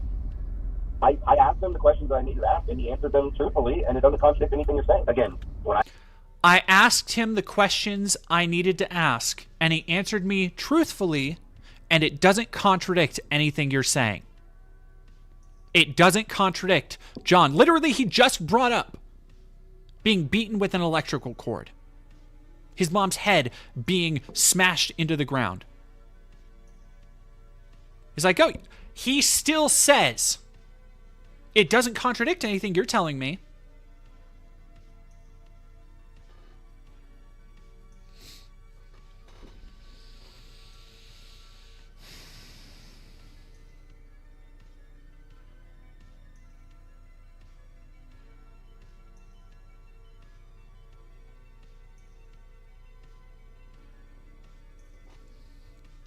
No, Shelley is cognitively dissonant. Like that's his whole thing. He is trying to justify what Steven Anderson has done. And I am so glad there are almost 1,000 people watching right now to know how scummy and abusive these hateful people are. I talked with your dad, and I needed to ask the question for clarification. He said it's not like John's just making stuff up. So then why is he telling his church I'm making stuff up? But again, that's what I keep hearing from the church members. He's saying that he felt like you stretched the truth or embellished from but his there's perspective. His perspective, cool. Where it became a lie. Okay, well then let me look at but he told his church that he never hit his wife. Due diligence research, and if you actually research and talk to enough people, you will find out that number one, every allegation I made against my dad is true, and number two, my dad lied to his congregation. I think that here's the thing. I am agreeing with what you just said, and I'm agreeing that when I listened, I could tell he is describing real life situations. But I felt, before I even talked to anybody, these are probably somewhat exaggerated. He's not saying it's exaggerated. Again, this is exactly what Shelley was saying before. It's like, oh no, Jonathan's just blowing it out of proportion. He is trying to gaslight this grown adult man into saying that he doesn't know what happened to him.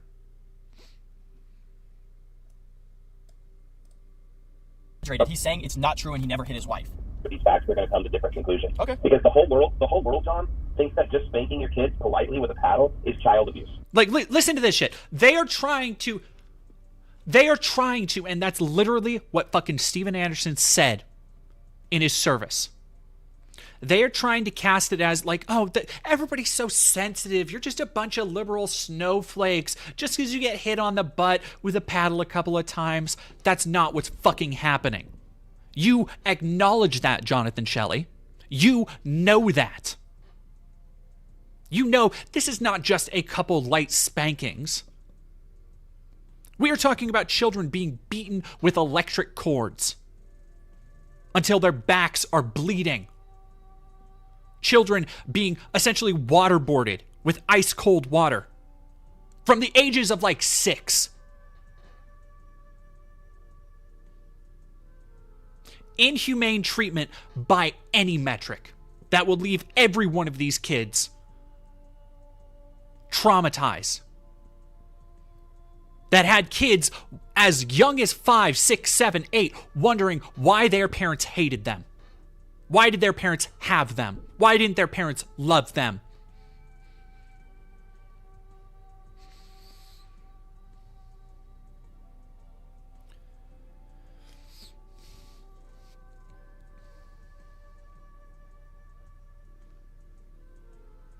These are things that no human should ever have to think about. And it's because of you, Pastor Shelley, and Steven Anderson's fucked up, fear-mongering definition of Christianity that you use as a cudgel for your own insecurities because you are small men.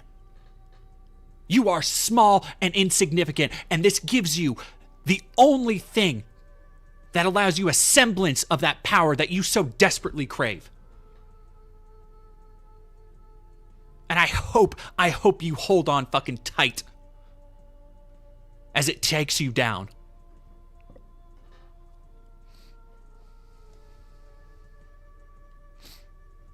In text Baptist, getting doused with cold water from a shower head is not waterboarding. Did I say doused with cold water, motherfucker? I didn't say get doused. I'm talking about holding a child by the back of the skull into a stream of water. Full blast, ice cold, so the child cannot fucking breathe. That's not inhumane.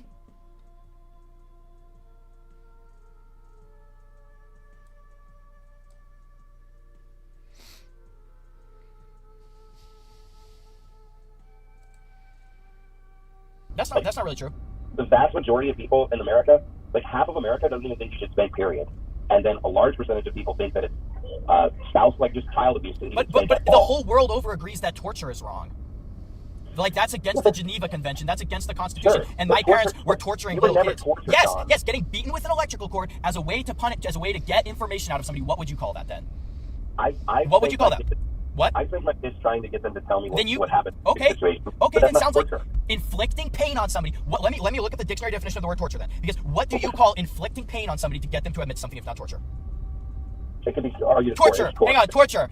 Noun, definition number 1, the act of inflicting excruciating pain as punishment or revenge as a means of getting a confession or information or for sheer cruelty. By the dictionary definition of torture, did my dad torture little kids? Yes. I would say no. You and I are clearly seeing things very differently, and we're going in circles, so this conversation is now getting kind of pointless at this point.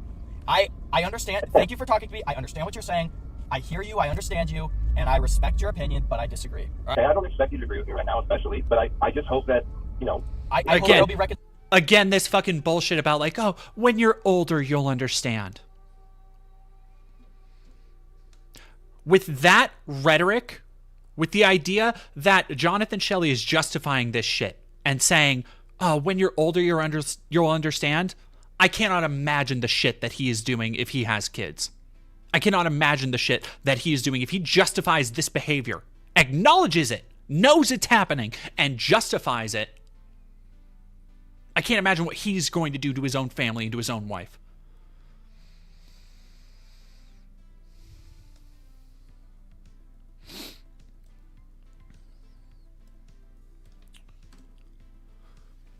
I'll be right back. I'm going to go...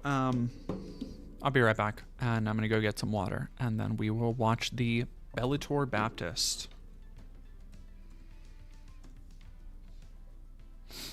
Because apparently Stephen...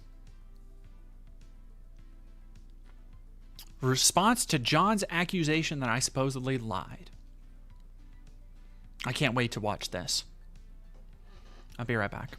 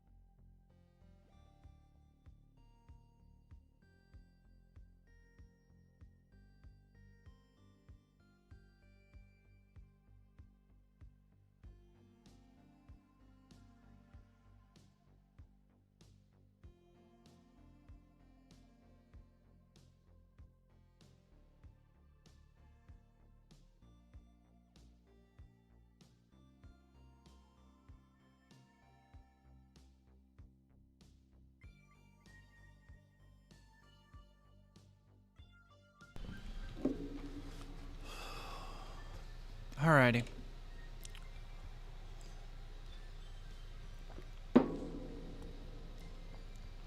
Irish DC, thank you for 100 bits. There were people who said waterboarding wasn't torture. Those who actually had the balls to stand by what they said volunteered to be waterboarded.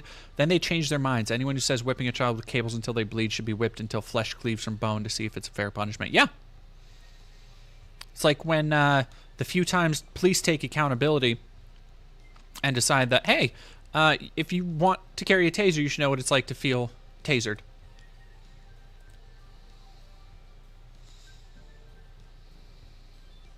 Hi, everybody. I'm not going to sit here and go through the 3-4 hours of stupidity and insanity that John has. The gall on this man. Hello, Doug. Hello. I know. You just want attentions and loves. You just want attentions and loves. I know. Ladybug. Hey, sit. I'm trying to work here, dog. I'm being such a little bugger.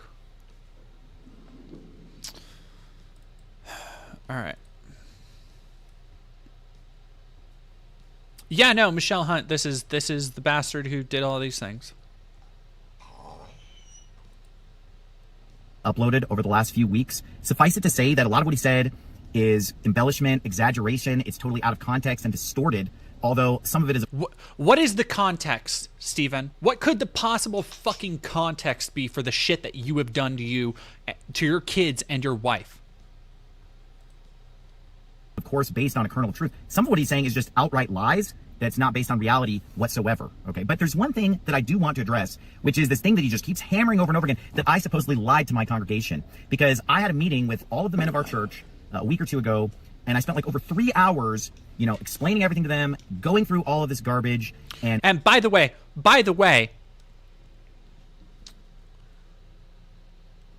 again, because they're sexist pieces of shit, only talk to the men about this stuff, because it's only men's business.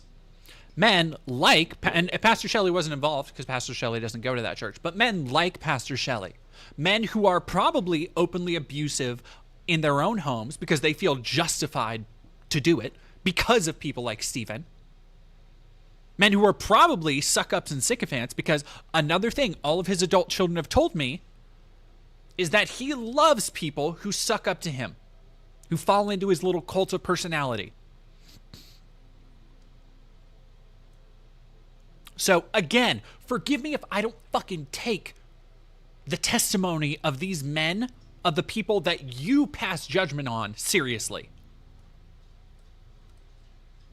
answering all their questions, and I was asked a lot of tough questions, and I gave 100% truthful answers. I was transparent, and my wife spoke to them, and she gave them total truth. You know, that we did not lie. Everything that we said was true. God is my witness. He wasn't even there, but he's claiming that things were said that weren't said and just basing things off of hearsay and claiming that I didn't lie or that I didn't tell the truth. You know, the only thing that I didn't go into in that meeting was things that go on between me and my wife in my bedroom, okay? And it isn't right. Just because I'm a pastor, it doesn't mean that people have the right to know everything that's going on between me and my wife. Nobody brought that up, and nobody has speculated about this that I've seen at all. So, fuck you, Steven.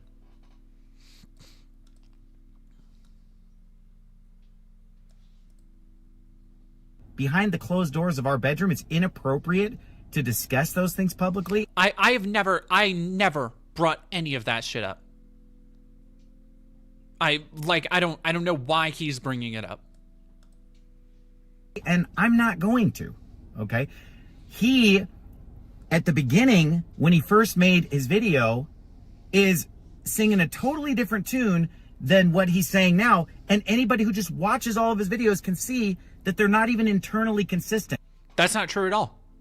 That is not true fucking at all. At all. Every video, I've watched multiple other interviews.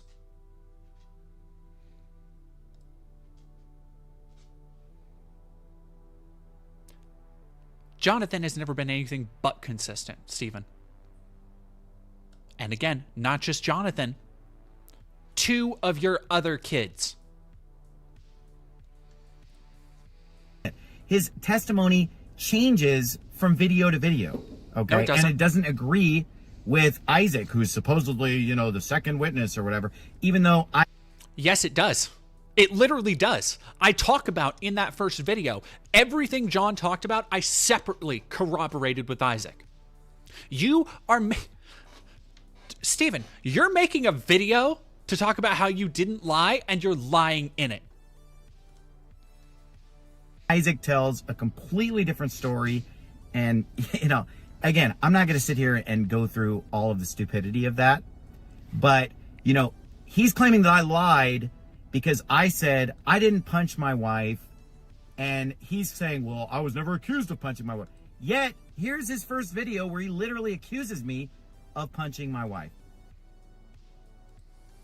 But I know there were a couple of outbursts where he would just like, bam, hit her in a fight.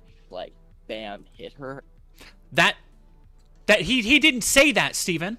And he just said on Jonathan's stream, not Jonathan's stream, in the video, him making a motion of hitting and him saying, bam, hit her. That's not saying punching. That is not saying hitting with a closed fist, which, again, it doesn't really fucking matter. It really doesn't matter.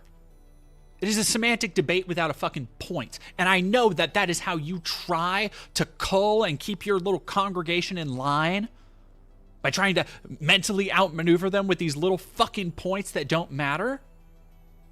But in the grand scheme, you still hit your wife and you are still a wife-beating piece of shit.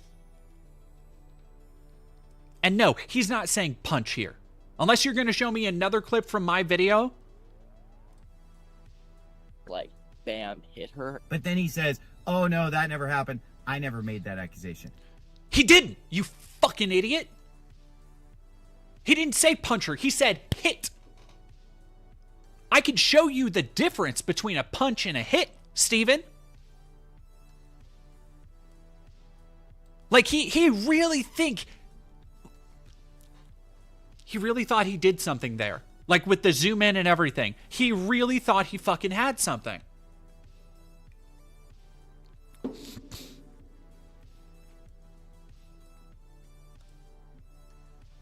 I never said he punched her in my interview. Oh my god, you fucking idiot. Steven, why would you show... Okay. No description. Can I comment? I hate that they have comments down at the bottom.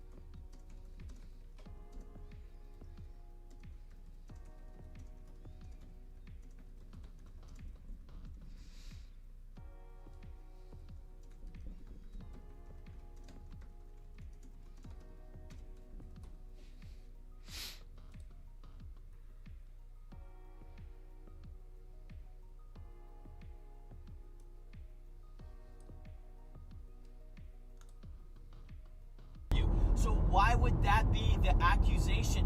Why would he think that's what we're referring to? I never accused him of punching her because I never saw him punch you her. did. You did. But I know there were a couple of outbursts where he would just like, bam, hit her. Because I never saw him punch her. That's not the same thing.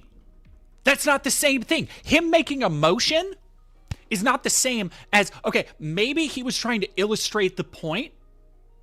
He, very specifically, he's telling the truth here. You are lying. You are trying to twist it to your ends. He can't stop lying. He's internally inconsistent. And you show something being entirely consistent. Unfucking believable. Like, In the span of a couple seconds, you destroy your own argument. The thing that is supposed to be proving that you are innocent. God, Steven Anderson, I hope you represent yourself in court. I hope when CPS finally comes to take your kids away from you and you have to stand trial for the crimes you've committed, I hope you decide to try and represent yourself and your fucking case is just as flimsy as this shit. So not just the court of law, but the court of public opinion can give you the trial you deserve. Assistant, his witness doesn't agree with the so-called supposed other witnesses. It's all. It does. It literally does. He is just making this shit up. Just making it up. You can go watch both of the interviews on my channel right now. Both of the interviews. And again, I've corroborated between all three of the people I've spoken to. And let me tell you, there's another interview coming, Stephen. Another one that corroborates even more of the shit you've done. You and your wife. And every new bit of information I've learned about the ways that you've tortured children for 20 years, I corroborated again. And every one of your kids, even the one who is still talking to you and the rest of your family, even the one who still wants to maintain contact with you, they all agreed. They all said yes. Garbage. And you know what? It is none of anybody's business what goes on between me and my. It is none of anybody's business. This is the same shit that he tried to pull. And I am sorry. I don't mean to be it's just like I feel like I'm doing like an Alex Jones rant where he just goes off on the globalists or whatever. It's like, I'm sorry folks, I don't really do that too often. This is a family friendly show. Like he does that shit and I feel like I'm doing that. So I'm sorry. I swear a lot. I'm swearing more than usual cuz I'm angry. And I'm trying not to let that take over me, but Rick Amaru, thank you for subbing. Irish DC, thank you very much, Irish DC.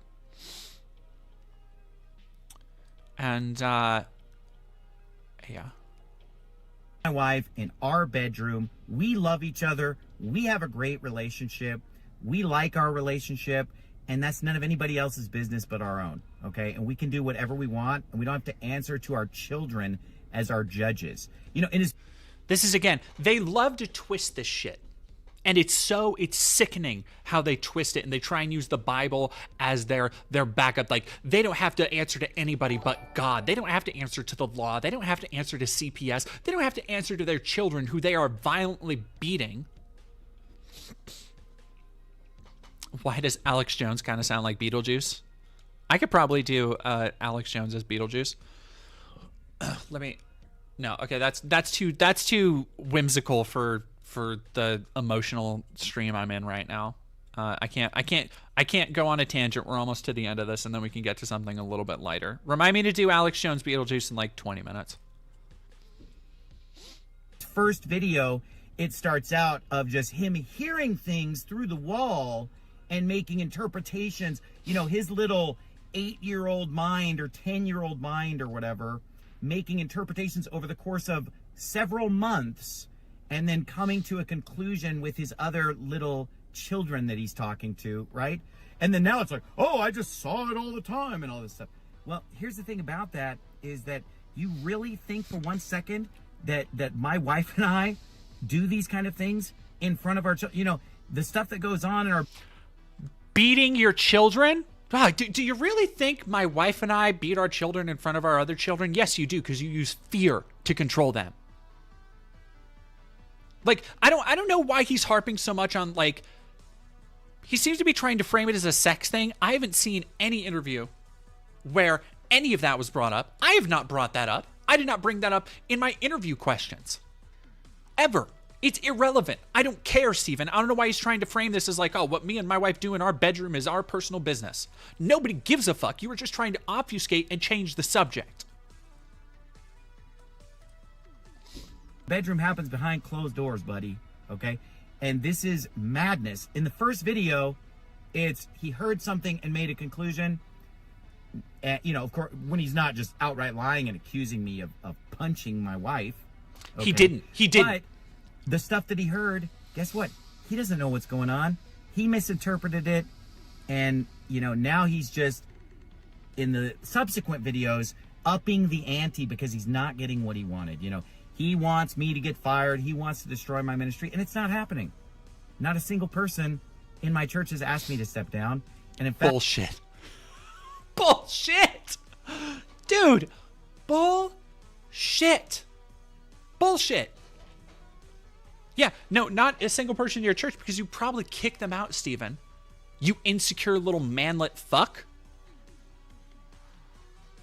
DD, how do you cope with this shit? I'm honestly forcing myself and I'm the fucked up one in most places. You are iron, but even iron snaps.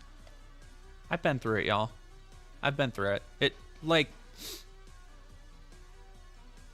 I don't know why anybody's surprised. It takes a lot to fucking rattle me.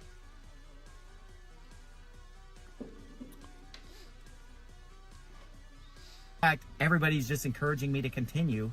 And again, let me repeat, not even one person in my entire church has even hinted at me stepping down or even expressed any doubt to me about it. Every single person is just saying, keep going, don't quit, we love you, you're right, we're on your side.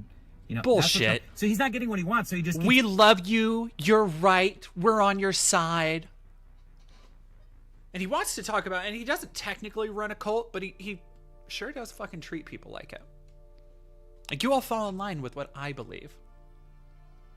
I hope I get to be there for your trial. I'll volunteer to be a witness. I hope I get to look in your face when you get sentenced for the crimes that you deserve. Upping the ante, so his stories are just getting more outrageous and wilder and wilder. But you know what? God is my witness, and I don't have to explain anything to you out there in internet.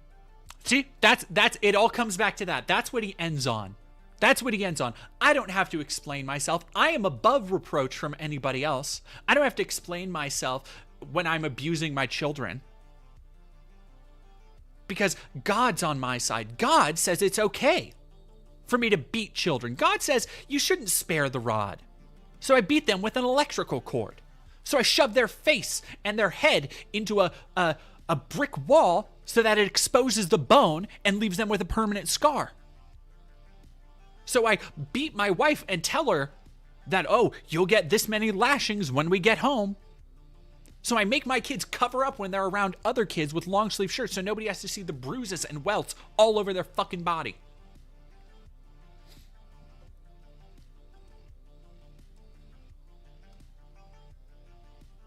Excuse me, internet land, because here's the thing about that. If I actually did something wrong, then I would owe the public an explanation of what I... No, you wouldn't.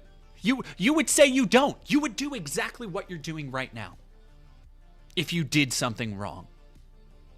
Let me tell you this, Stephen. If you didn't do anything wrong, I wouldn't talk to 3 of your kids who have told me all the same shit. And every time I hear their stories, new avenues of horror are open to me. Because I can sit and talk for hours with each of them. And they have so many stories from a lifetime of abuse under you and your wife. And you of your wife.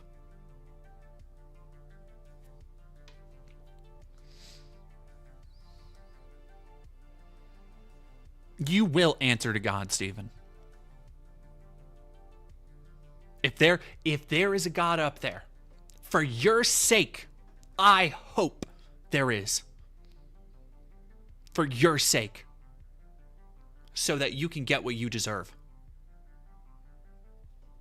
Ain't gonna be pearly gates.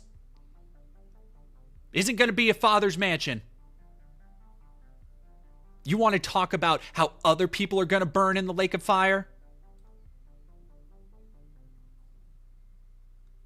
Maybe, you know, I think Steven Anderson's perfect just reward would be the millstone. The millstone he loves to say reprobates should have. A millstone in that lake of fire.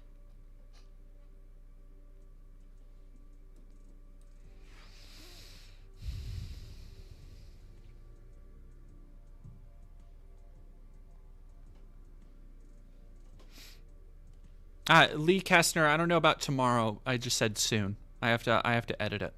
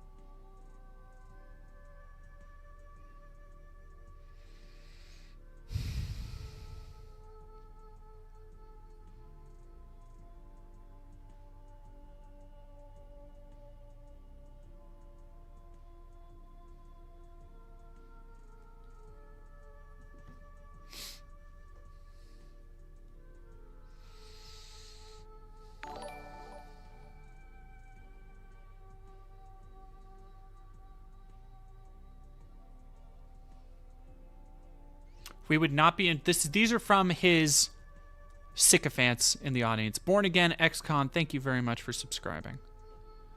It's Deborah, thank you for subbing. Rikimaru, thank you for subbing.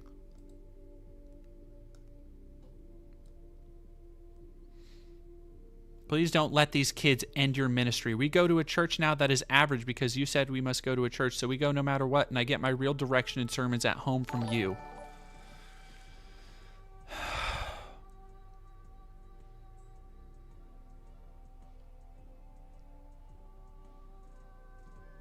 He does his best and cares to teach. He's zealous and humbled and wise and sober and qualified.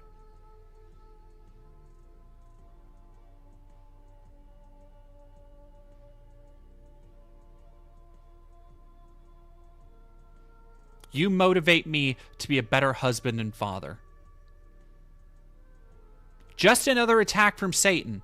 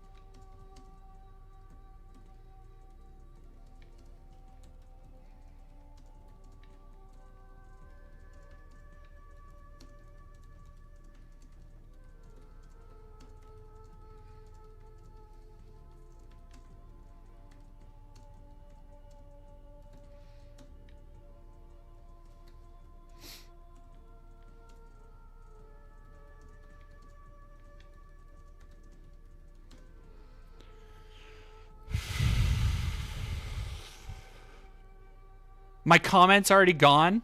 Oh no, it should be lower. It just got 26 likes. Unless, are they?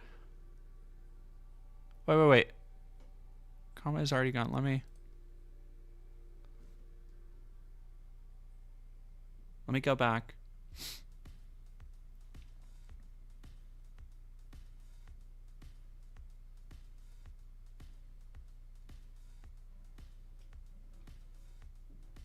Oh no, they're obfuscating the point. Like, that's the point of fucking... No, my comment's still there. It's still at the top.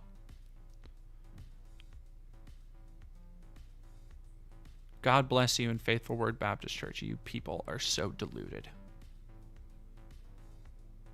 Based in red-pilled pastor.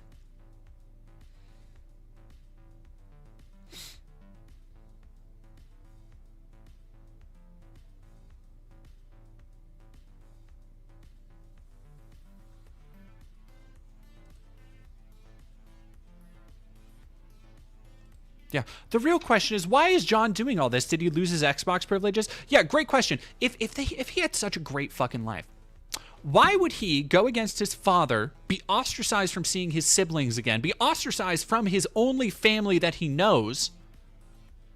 Meanwhile, he's living alone, leading a successful life and a successful job. Why? What does he have to gain from this? Another thing to fucking think about.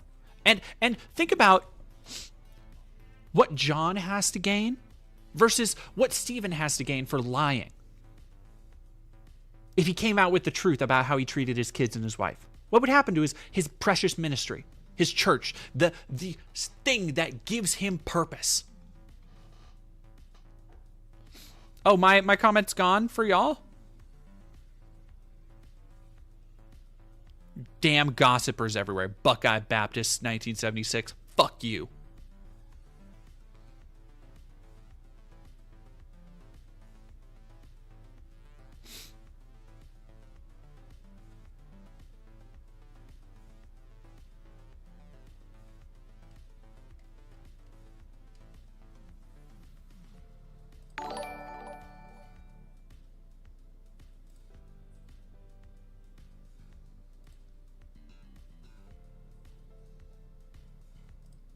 Oh, this just is a corporal punishment in the Bible. Cool.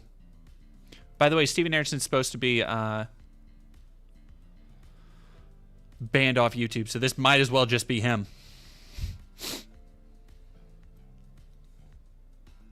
I don't think it is necessarily.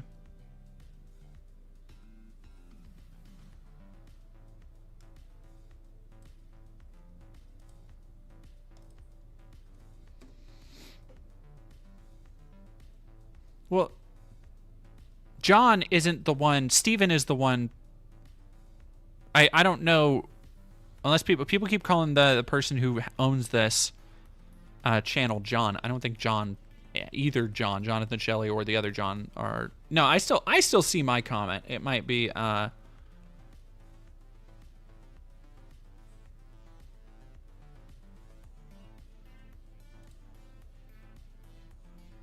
how do you have any thumbs up? If John has lied or misled in some point, recognize it and move on. Stop being so weird. I actually think it's fucking weirder to not be clear about what you're saying and try and obfuscate it.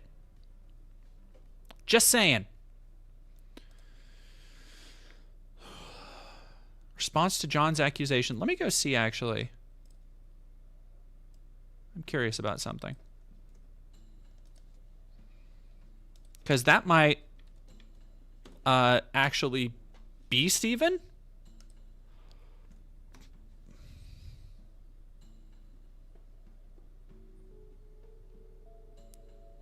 I think that might be Stephen. Because this video doesn't show up on Rumble.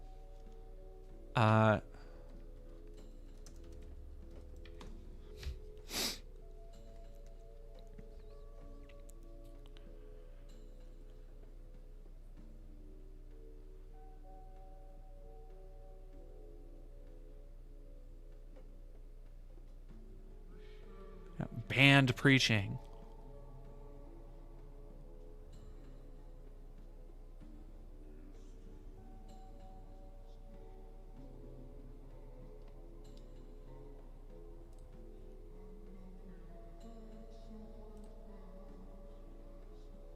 Two months ago, 1 month ago, live.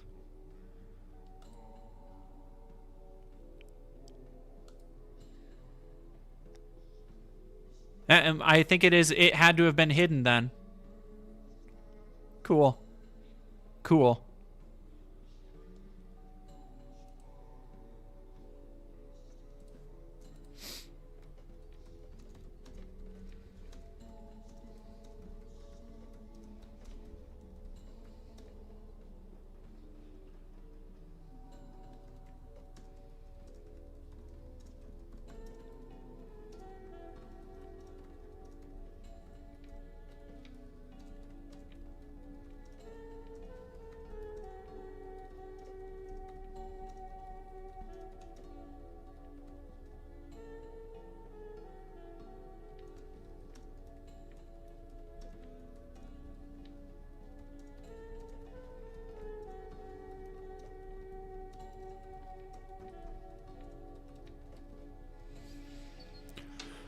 All right, let's go.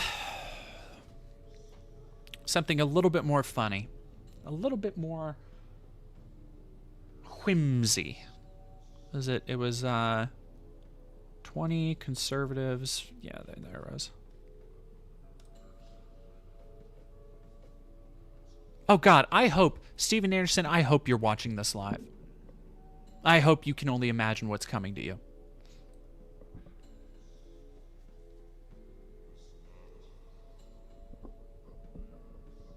I hope you get everything you deserve. Antithes, thank you very much for $2. They deleted your comment. Yeah. Super cool. Bussy Control, thank you for following. JWolf777. We love some Bussy. Whomst among us does not love Bussy Control? Do not brigade. I'm saying that. I'm not saying that as like an ironic way, like fucking like Synth says. I mean, I literally mean don't brigade. Just let my comment speak for itself. While I always appreciate the support, I appreciate the help. I don't need y'all fighting my battles for me. I appreciate it, but I'm good.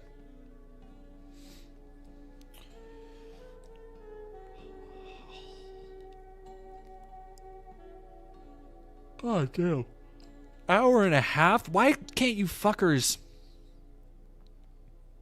Trump is racist. Liberal debater debates 20 Trump supporters. One conservative man wrecks 25 liberals. Does he? Did he though? Did he though? Not really.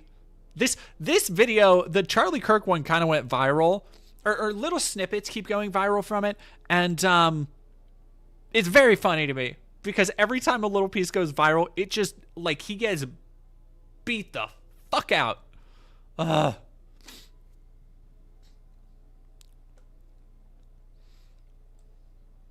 I think I probably got blocked specifically, or yeah.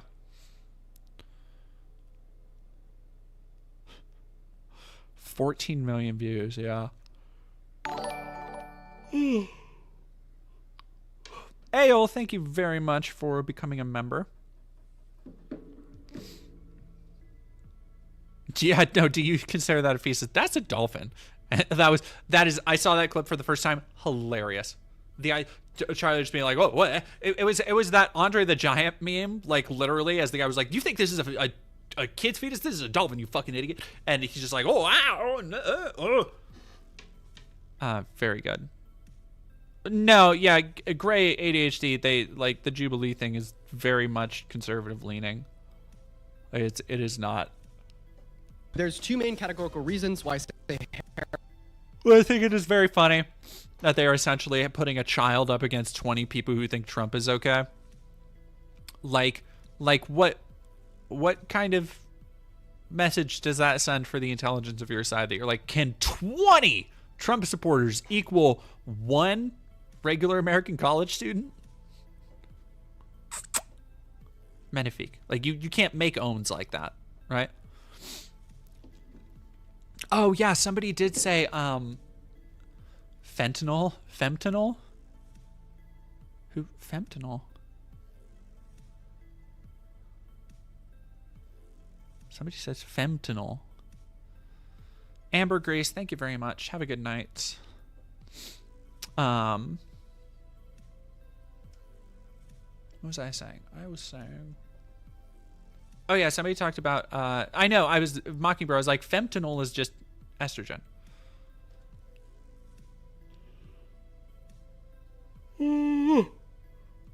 Oh, good God. Would you ever go on to Jubilee if they offered you the opportunity? Sure, why not?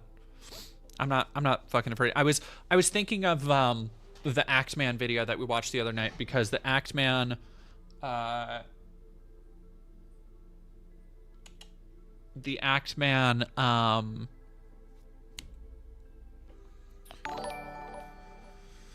what's the word I'm fucking looking for? The Axeman Andy Pants Gaming. Fuck. The Axeman Andy Pants Gaming thing was really good. And it got me thinking of like, is there anybody I wouldn't debate? And probably not. Like I don't do debates because that's not like my thing. But if somebody if I actually cared enough to debate them, I wouldn't back down from a debate. I can guarantee I'll bring fucking sources. I'll have a mile-long sources list. We can talk out whatever you want. Final Fanboy, thank you for $5. This title is like the world's worst light bulb joke. How many Trump supporters does it take to debate one teenager? Oh, that's good. Did you see his community post? Which community post? For Baptist, whatever the fuck? Let me see if there's one. Oh, no. I did not see Andy Pants. I did see he copyright claimed it. His rise and fall should be, like, studied because holy fuck. He is so dog shit at this. Like, I think he's lost like 6K subscribers over this. Andy Pants community post.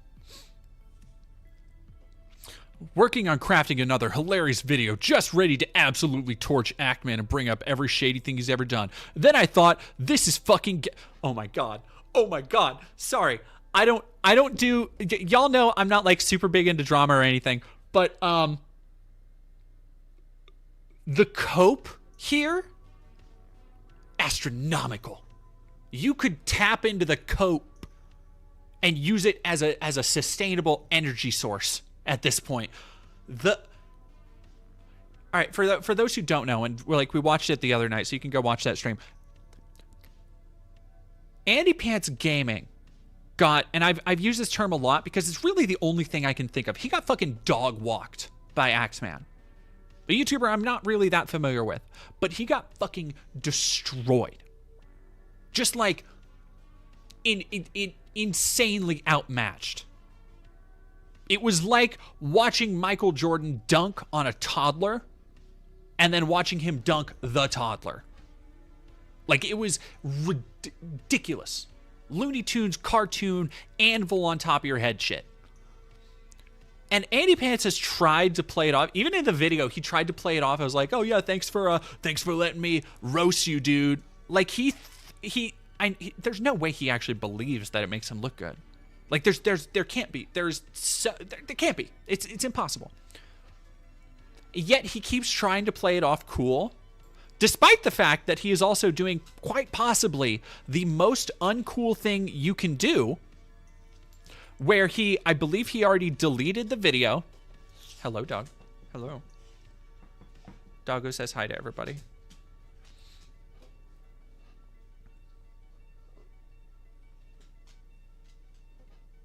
Oh, he must have put it back.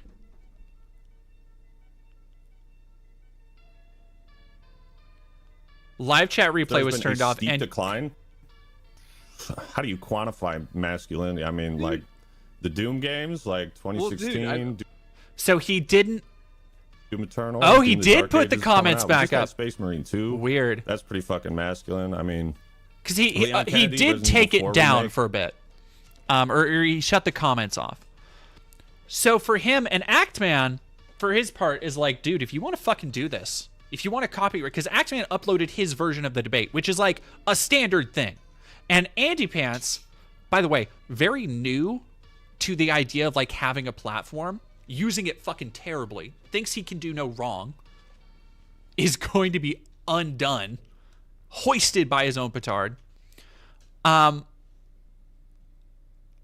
Has been copyright claiming and trying to copyright strike other channels who, not just Actman, who re-uploaded the interview, but other channels that reacted to the content.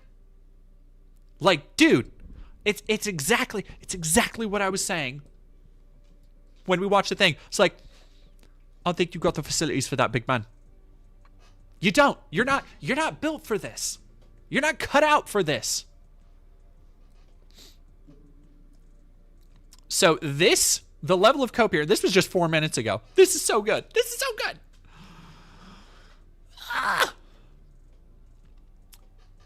Hey guys, so I was working on crafting another hilarious video, just ready to absolutely torch Actman. Sorry, I'm gonna put on like my 2007 like gamer webcomic protagonist voice. Smithers, Banana Brains. Do you know the name of the song currently playing in the background? I do not. I can't hear it, so I can't tell you. It might be either from the... There's a 50-50 chance it's from the soundtrack of a game called Slipstream, or a soundtrack from a game called Milky Way the Vampire Star, I think is the name of the game. Anyway. So anyway, back to the drama is gay. Or you know what? I'm gonna get water. I'll do it in my Beetlejuice voice.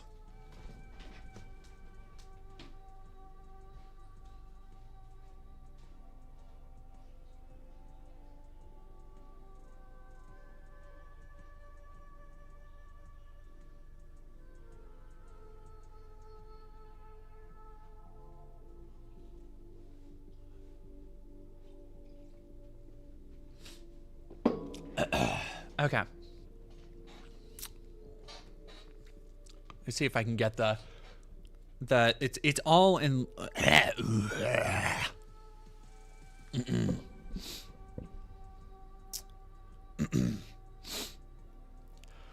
Hey guys, so I was working on crafting another hilarious Minecraft video, just ready to absolutely torch Ackman and bring up every shady thing he's ever done. And I thought, this is fucking gay. Drama is gay, it really is.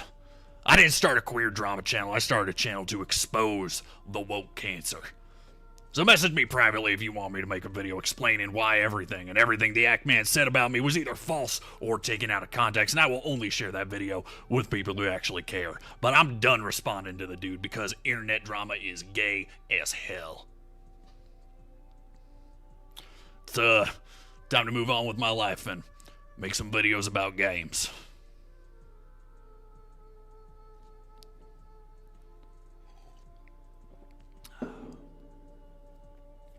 Why do gays live up to their reputation? I don't know.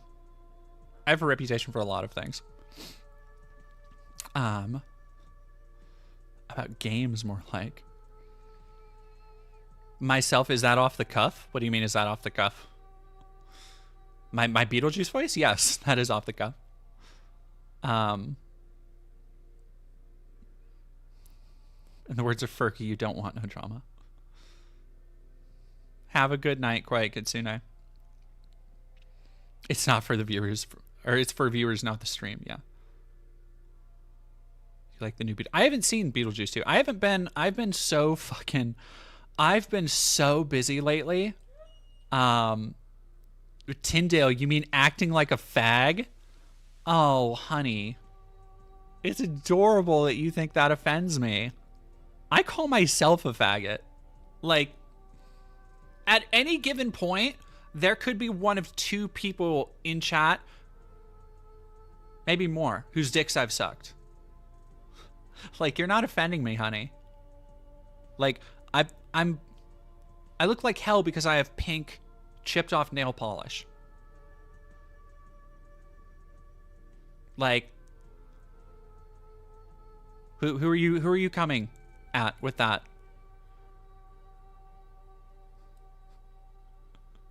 I stopped taking offense to that in middle school. And I was in middle school in 2007, 2008. Like, the time that everybody likes to go back like, oh, you wouldn't be able to handle it. Like, bro, you couldn't handle being in... I'm just going to, like, slip back into the Beetlejuice voice. I can feel it now because I snapped into it. You couldn't handle being in a Call of Duty or a Halo 3 lobby. It's like, that's when I grew up, buddy. When calling people that shit was just regularized. Tyndale, I'm degenerate and repulsive. I'm a mad... There's a line in the Tommy Lee Jones comedy classic Man of the House where somebody says something to him, and I don't remember what he says, but Tommy Lee Jones just turns to him in a very Tommy Lee Jones way and just says, imagine what that means to me. And I think about that exact line reading because it's essentially saying, why would I care? Like, imagine what that means to me coming from you, of all people. Like, imagine what being called a degenerate means coming from you. Random Twitch chatter who just decided to call me slurs randomly. Like, what? Okay, kitten. Wow. Wow.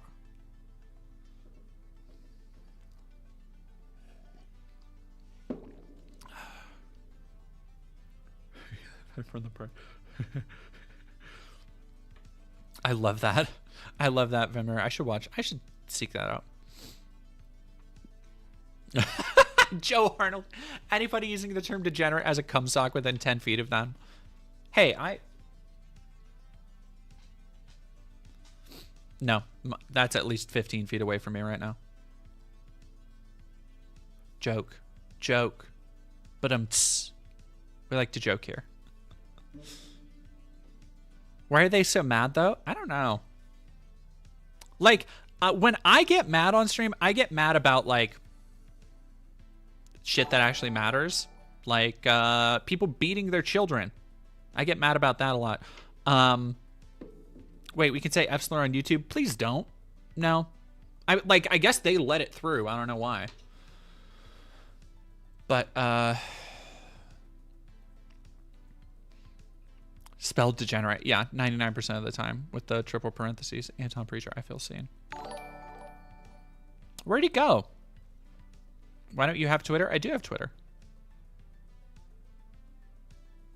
My Twitter is @domaindead. You can go, Kaylin. Kay has found it. Of course, Kay. Every time they start a video, hello slurs.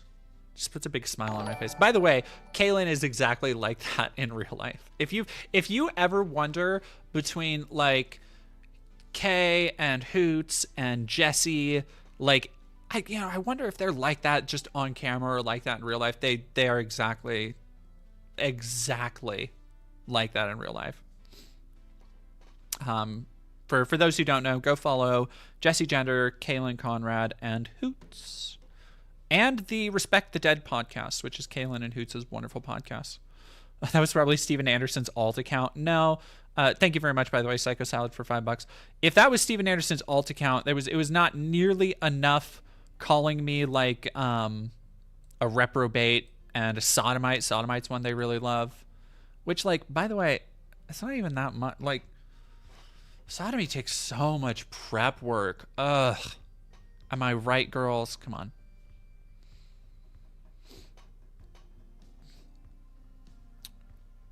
Oh, Tierndale, are you here from the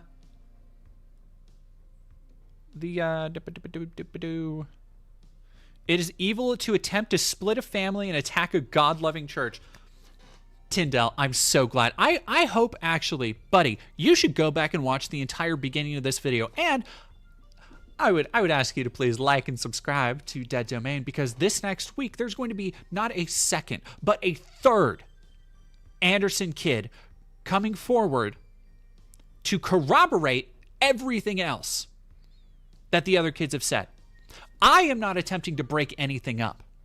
If Steven Anderson and Zuzana get their kids taken away from them, it is because of their own actions.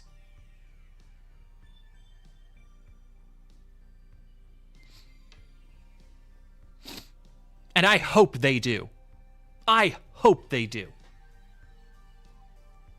They are abusive, evil people, and the fact that you still believe in them makes me question your moral compass as well. Do you truly think that any pastor is beyond reproach? That just because somebody is a pastor, that makes them more godly? Because they've studied the Bible more? That they aren't human and don't have flaws? Because that's not what the Bible teaches.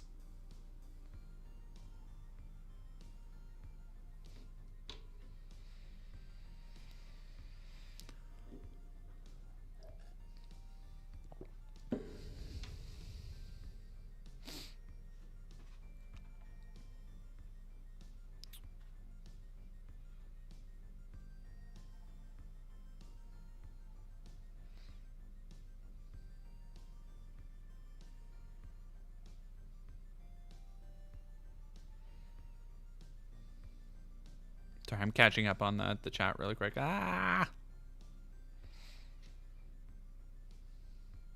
Sodomy is when you smile.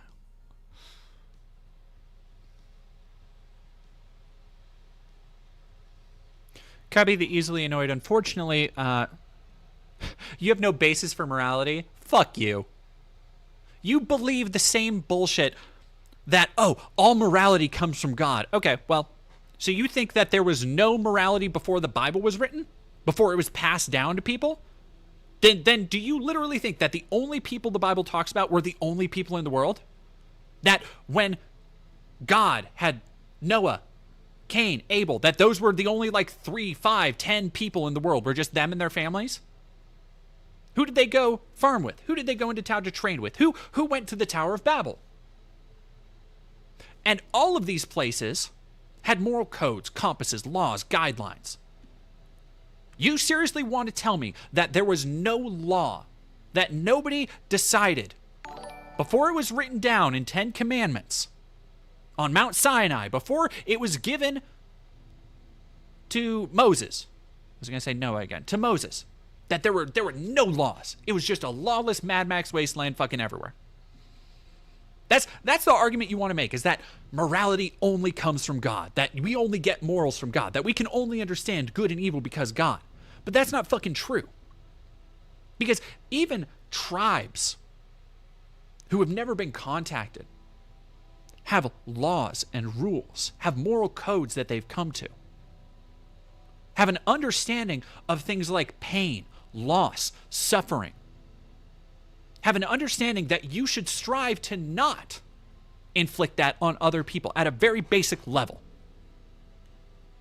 There are things that we as humans have over other animals. Morality is one of them. An understanding, an advanced understanding of how our actions affect others and how they can lead to continuous effects.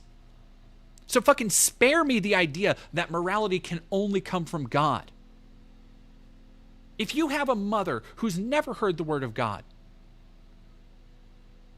and she has a baby, she instinctually knows to take care of it, to feed it.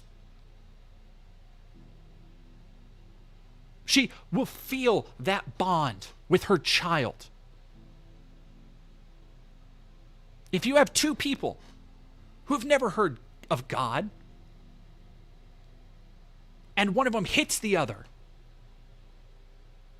and the other one gets hurt, that first person might feel bad because they have a moral compass that is telling them, hey, that was wrong. I shouldn't have done that. And it has nothing to do with the fact that they read the Bible. The idea that you can only have morality because of God is fucking ridiculous. And you are using it as an excuse. You are using it as an excuse to discount anybody else's opinion. That's what you're doing. You are making a blanket statement that says, hey, if you fall outside of my arbitrary umbrella of morality, if you're gay, if you're a sodomite, if you're a reprobate, then you have no idea what morality is, so I don't have to listen to you. Anything you say, I can just write off. I can basically treat you as less than human because you don't understand morality. When the reality of the situation is you don't understand that your ideas are not the only ones that establish morality. Your ideas are not the only ones that make up society. You fucking dork. Also, God didn't write the Bible, men did. Holy men of God spoke as they were moved by the Holy Spirit. Did I say that right? Let me. Spake. Let's go King James. Yeah, look at that. Holy men of God spoke as they were moved by the Holy Spirit.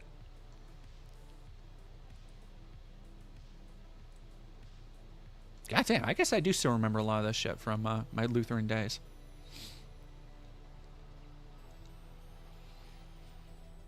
Yeah. Tyndale, I want you to go back and actually watch this stream.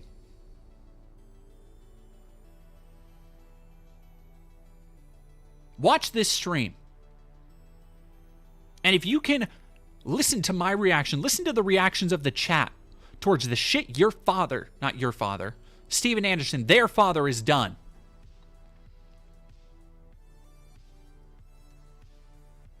Satan quotes the Bible well. See, you're doing it again. You're doing it again.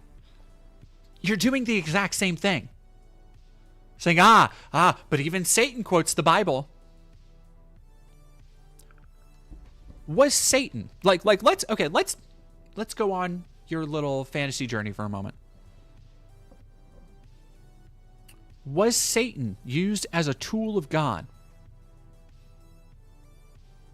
At any point? Is Satan a tool of God? Let's get into the theology of this a moment. Who was the one who gave Christ the trials he needed to overcome? Who was the one Christ spent 40 days and 40 nights with in the desert, if I'm remembering that story correctly? I believe he was tempted by Satan. Yet, Christ needed to overcome those trials to prove, in Christian theology, to prove that not only was he man and could be tempted, but was divine and could withhold that temptation. See, the thing you don't understand is that in Christian theology, Satan is a part of the equation. Satan ties into everything else. And that's not even to talk about the fact that, many biblical scholars agree that Satan isn't just one being or one person or one thing that's being referenced. That's an entirely bigger, separate story that you are clearly, you got a couple more years in Bible school before you get to that point, bucko.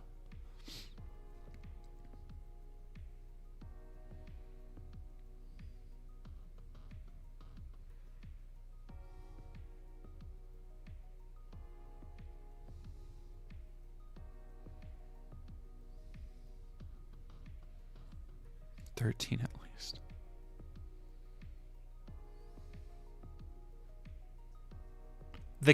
The Sodom. We have. Satan didn't prove Christ is divine. I didn't say he did. Open your fucking ears, idiot. That's not the point I was making. The point I was making, I asked you the question, did Satan have a part in God's plan? Could God use Satan to do good? Yes or no? If God is truly all-powerful, omnipotent, all-knowing, wise, eternal, all of that, is he able to take what you would call evil, somebody like me, by your definition, sodomite, reprobate, evil worker, evil doer, unclean being, unclean spirit, all that shit.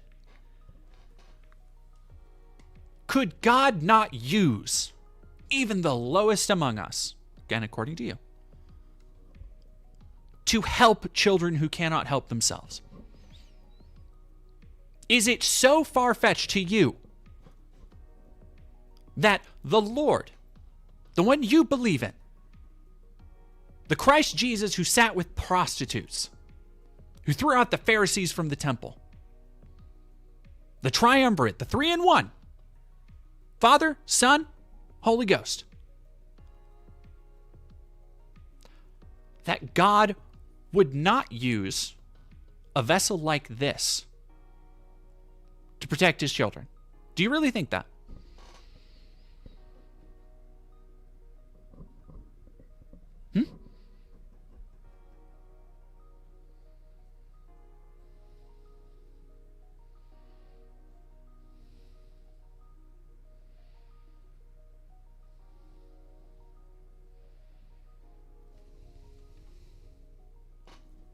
Yeah, Keladon Faye. In which case, if God wasn't able to use Satan to do good, if Satan wasn't a part of God's grand plan, then would that make him all-powerful and all-knowing? See, these are the theological questions that I don't think you're really prepared to answer or grapple with. I really don't. Because you see the world in such black and white that even Christ in the book that you claim to love, that you claim to follow with all your heart,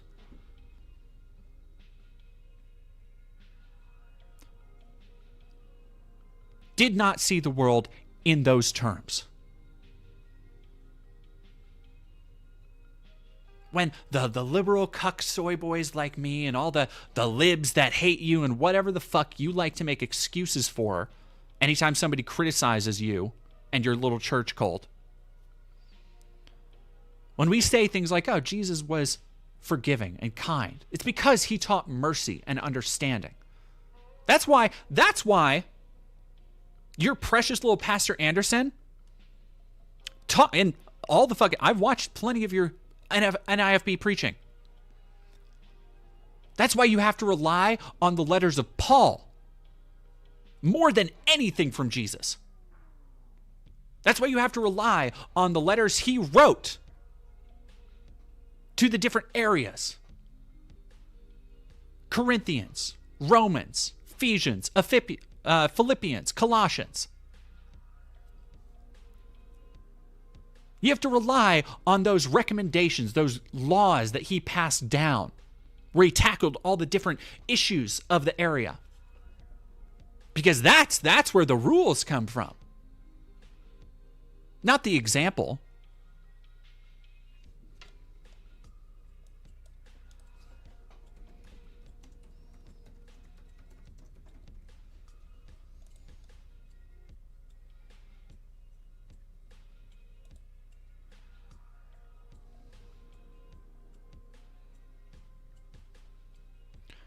For to this you have been called, because Christ also suffered for you, leaving you an example so that you might follow in his steps. Talking about the selfless sacrifice of God. Not talking about the child beating of Jesus Christ. Not talking about the beating your wife Jesus did. Being selfless. Sacrificing for your fellow man. Turning to the thief next to him as they both died, saying, you will be with me this day in heaven.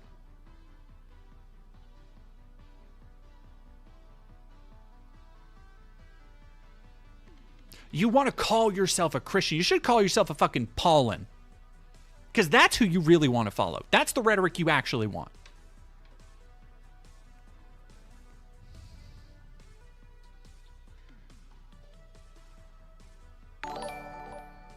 Be imitators of me as I am of Christ. And again, the shit you want to say of Paul,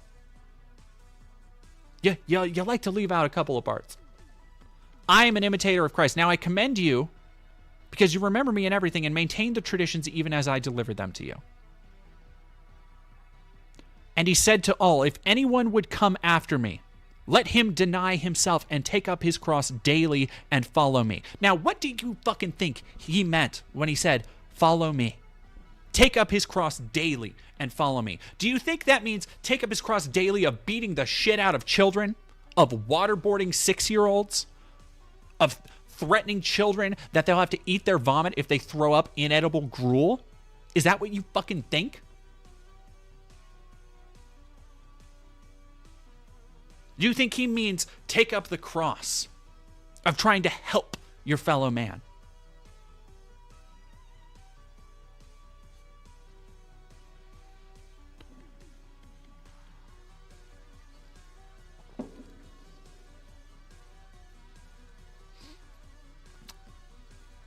Benny Julius, God isn't even real, TBH, so why are we arguing about imaginary things? Lol, it's so cringe.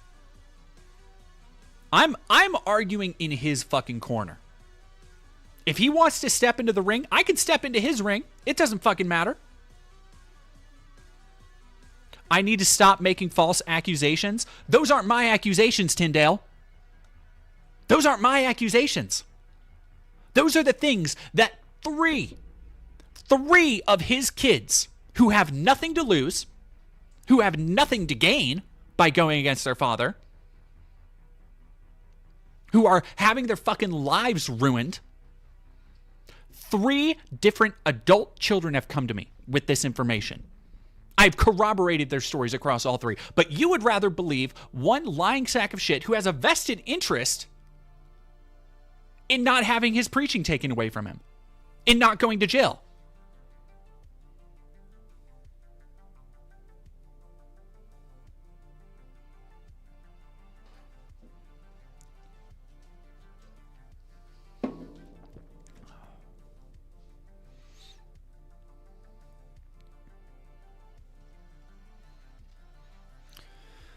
Abhishek Verma, when did this Andy Pants drama went to Jesus and Bible? When somebody fucking wanted to step to me. Sorry, I'm if y'all couldn't fucking tell, I am heated about this. I'm so done with this motherfucker getting away with this shit.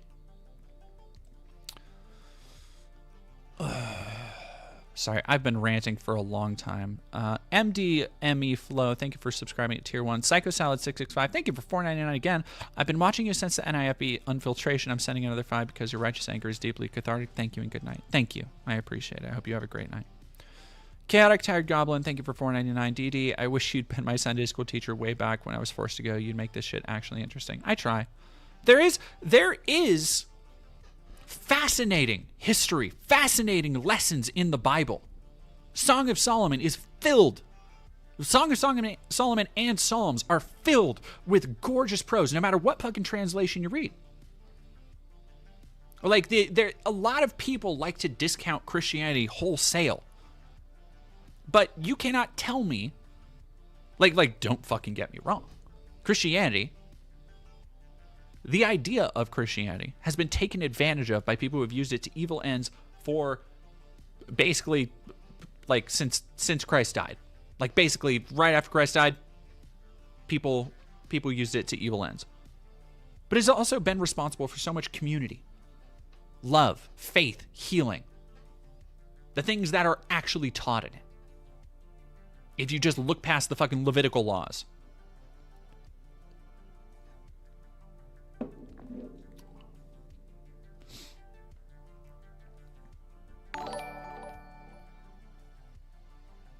$5 from Nathan Biffy. Thank you very much. Sending money for putting up with that shit. I choose to put up with it. I choose to put up with it. It's okay. Yeah. And hey, now y'all know another difference between me and Synthetic Man. If I was Synth, oh dude, if I was Synthetic Man, I would be having like a nervous breakdown right now. I would have just called him like a bug person, and like it's actually really funny. He had a kind of a breakdown where he started going on a schizo tangent towards the end of a stream. Somebody sent it to me. They're like, oh, he like melted down over this. It was actually very funny because he does this thing where he scrunches up when he's having like he basically has like smaller. It's just like it's the exact same thing. If you go back and watch the video where he banned me, same fucking thing.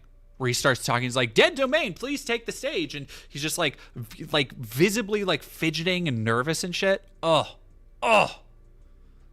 delicious. Mwah. And then he banned me. What are you gonna do? Okay, so here we go. I have no problem with diversity in games. Yeah, you do. What I hate is politics and LGBTQ trash being rammed needlessly and pointlessly into games as some kind of diversity scorecard. LGBT are 3%. So he thinks that queer people should be 3% of fiction? I don't want to see them in games at all, but okay, they can be in 3% of games if we're being fair. Okay, so real quick. They can be in 3% of games if they're being fair. So that's not how... Camera, come on. Why is the camera's having a hard time adjusting? There it goes. That's not how like casts work at all. Like casts of characters. Like for example, a great example would be most recently I played Dead Rising, right? There's like there's like 60 characters. Like if you count more than 60, but there's the main cast, there's 50 survivors and 12 psychopaths technically, or something like that. But you're, you know, so only 3%, like what, 2 You get 1.5 gay person in Dead Rising. Like, what? What the fuck? That is such a goofy way to do it. So like you get to 100 characters in Overwatch, 3 of them can be gay. Like, does he think the world actually works like that? Like, you can only have gay characters in 3% of games. They're like gay bars. Oh my god, his mind would be fucking blown if he went to a pride parade. It's like, 100% of gay people are here. 100% of the 3%. Oh my god. Idiot who edits how many of their... The sodomite telling me to find true happiness. That's hilarious. Romans 10, I guarantee I'm happier than you. I guarantee it. I don't have anything to prove to you guys. Like, what was I saying about 3% gaming? A good example of how you can do diversity well is Jackie in Cyberpunk. Great character, and the dude is Latino, but you don't really care because the story is good and almost no one ever calls Cyberpunk woke. People constantly call Cyberpunk woke, dude. There are literally mods to get rid of like queer flags. Because it's not rammed in based on a DEI and diversity scorecard. Oh, I love how he just mixes things up. Concord has more testosterone than Mam's entire disc. Oh, fucking. Oh, dude. Oh, bro. Did you see? He called Act Mam. He said Act Mam. Oh, he fucking got him. Fucking got him, dude. You don't even know. Jesus Christ. Jesus Christ. Like. Oh, that's so funny. Yeah, they absolutely did. So give me a second. Oh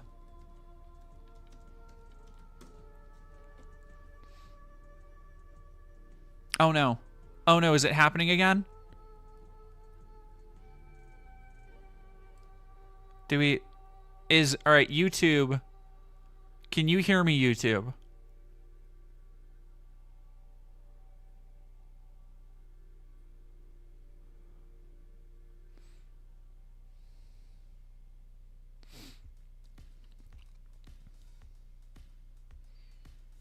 Oh, stream is okay now? Okay. Oh, yeah.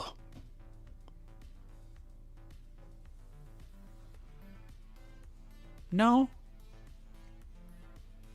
Did y'all... Okay, tell me y'all didn't miss my... Are we so back? Are we so back? I can hear... Is Twitch? What's going on with Twitch? Is Twitch doing okay?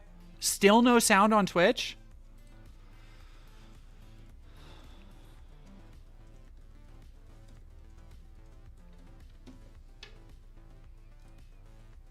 Back for the moment. Okay, we are back.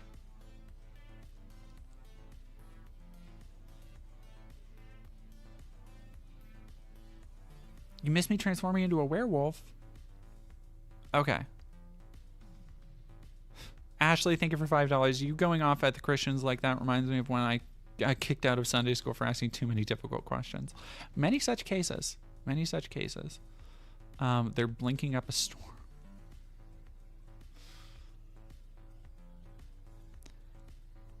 It responded to my comment, but the stream cut out. Now I'm a little upset. No! I don't remember what the comment was.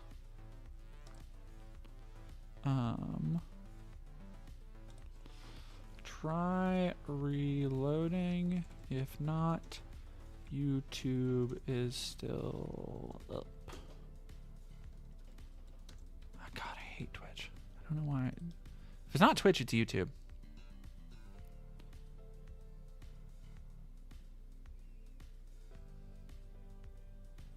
Yeah, no, Drax says YouTube is where I get most of my viewers. I mean, like, I have 100K subs there, so. But then Twitch I have 5K, so, like, people tune in on Twitch. Sorry, y'all. Where's Rosa Campos? So true.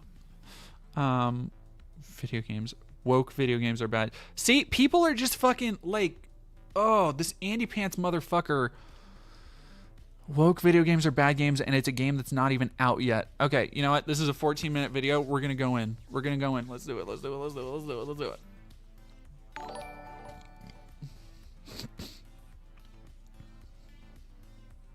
Have I tried turning the internet off? But then I would go away. You wouldn't be able to hear me. Hespool, thank you very much for following. Oh, yeah, secret download chasers. Yes, I do remember that. We must. Over the last few years, it feels like the gaming industry has been declining rapidly, and the threats are coming from all angles. On this channel, we've talked about many of the reasons for this decline. Dog, that's from fucking overinflated nuts. budgets to awful monetization, bland and It's fucking. That's crazy. Oh, dude, that's crazy. That's crazy that you stumble into like the correct ideas about like, yeah, capitalism is ruining the way art is made. Shocker. But then you're like, actually, the real problem is woke characters. What?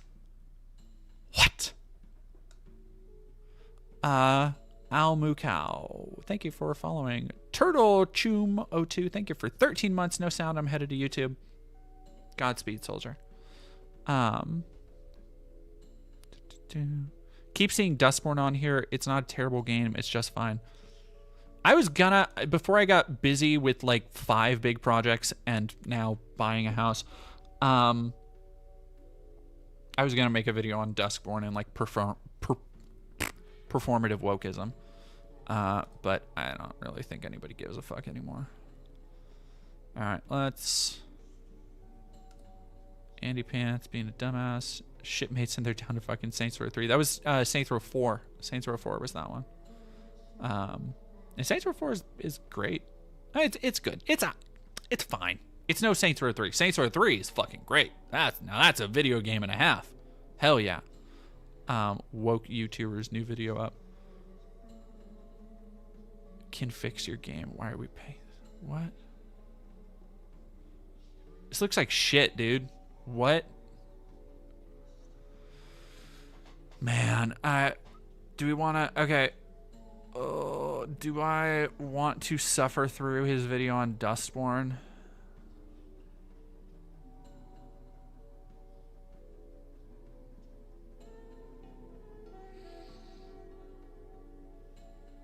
Just watch Gamertron show vid on Andy Pants. He exposed the grip. All right, I'll watch Gamertron.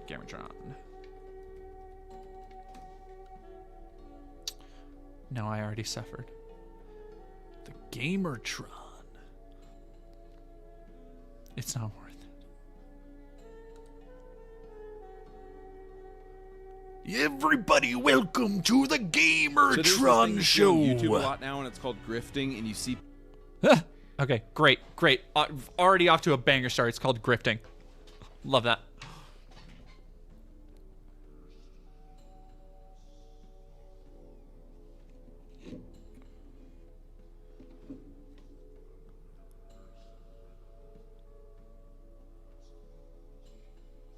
Handy Pants Gaming is now deleting evidence. Oh, I love to see it. I love to see it. You notice how my channel never gets shit like this? Most unproblematic left tuber. Now my channel just gets people with like 5 followers making synth defense videos about me. And oh, I should probably watch those now that all of his weirdos are those might be fun to stream, right? There were like 2 videos somebody made about me that I didn't know about until like weeks after they came out. Well, I knew one, but not the rest of them. All right, deleting the evidence. Nope, not the one I wanted.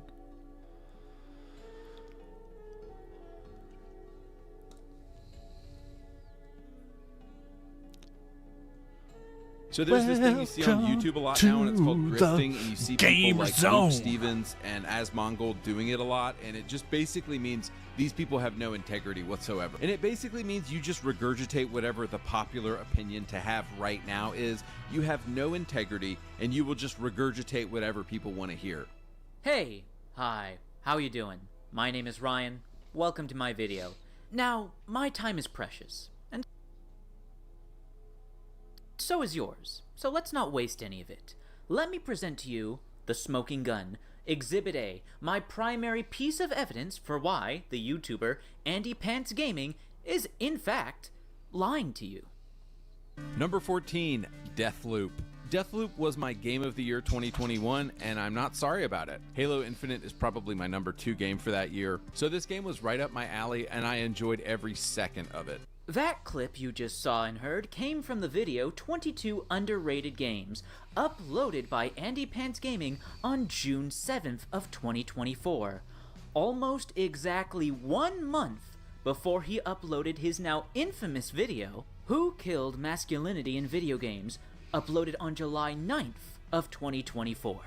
Video, liked this video, agreed with this video, shared this video around. Some of you, after witnessing that clip I just showed you, had a light bulb go off in your head. You made the connections, put 2 and 2 together, and might have come to the conclusion that we've been tricked, we've been backstabbed, and we've been quite possibly bamboozled. However, there are others watching this who might still be confused and not get what's going on here. If that's the case, ladies and gentlemen, well then, allow me to take you for a ride. This is the story. Okay, whoa. Of Andy Pants. How the fuck you're gonna say let me take you for a ride, but you don't play the song? You don't play take for a ride. And that's like the whole song, by the way. Blue X, thank you for super chatting $2. Thanks for streaming/support. Thank you. Gaming. The man who tricked hundreds of thousands of conservative Christian gamers into believing. Is audio clipping? Wait, really? What the hell, man? Is it high pitched? What the fuck, dude? All right, give me a second. Well, that, yeah.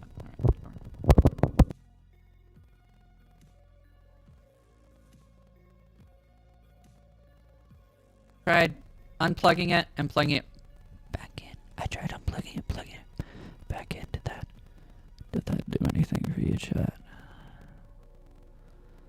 Is the voice off? Nobody can hear this. Oh, nobody can hear what's going on right now. I just unplugged it and plugged it back in. What if I talk really high like this? What if I go even higher? What if I talk like a little baby princess? David Beckham, this is doing a lot for me right now. What if I talk like this? Does this make the voice go lower, or is it still high-pitched? I have altered the arrangement. Pray I do not alter it further. I have you now. It's all going? Is it gone? Hawktua? What is going on? I can't even...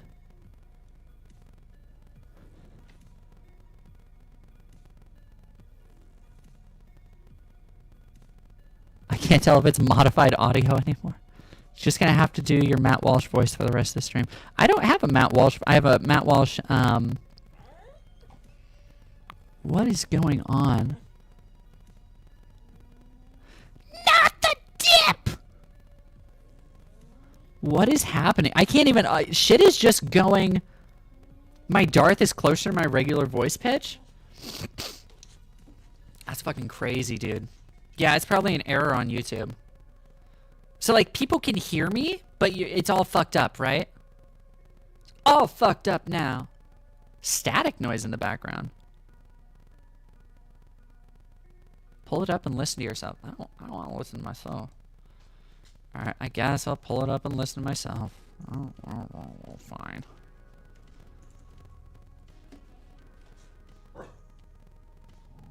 It's just doing this, apparently.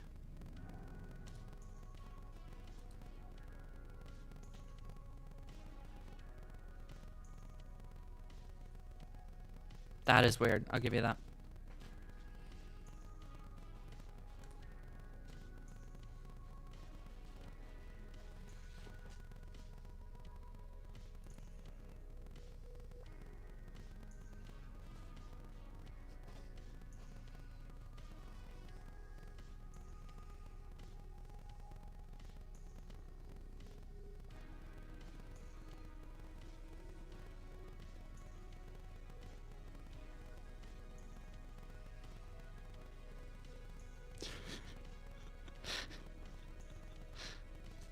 This is so funny to listen to, though.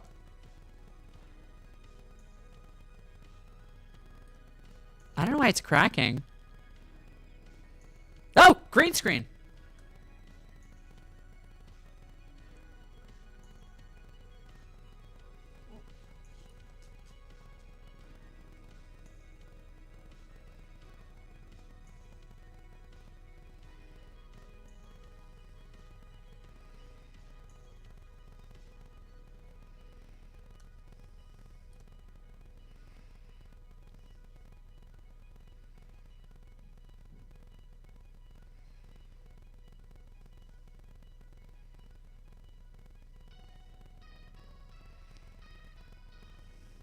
I don't know why. I don't. Huck to it. I don't know. I don't know what's going on. Hello. Hello, dog. Hello. Hello. Dog says hello. You're such a booger. You're being such a bug. You were just napping. You were doing fine. What gives? What? I'm working. No, this is to put food on your table. Yeah, you're not cheap, you know that? I love you. I love you very much. Ah! This is what Ash from Alien sounds like when his head is knocked off and his hydraulic fluids brazzard the room. I won't lie to you about your chances, but you have my sympathies.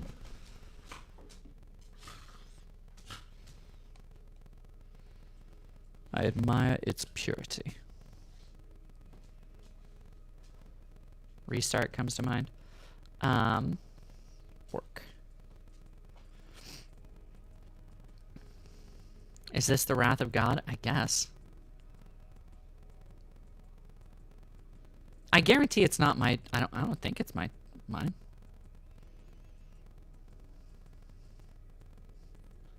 The dog sounds normal. I mean, if it doesn't go away in a couple minutes. Now, let's say, hypothetically, your OBS was malfunctioning. Wouldn't you just buy another computer?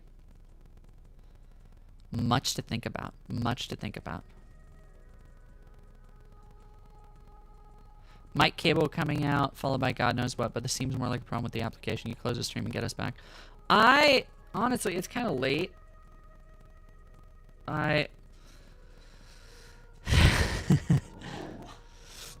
Fat Nugget stares from beyond the void. I was getting ready to wrap up anyway, and I also don't want to,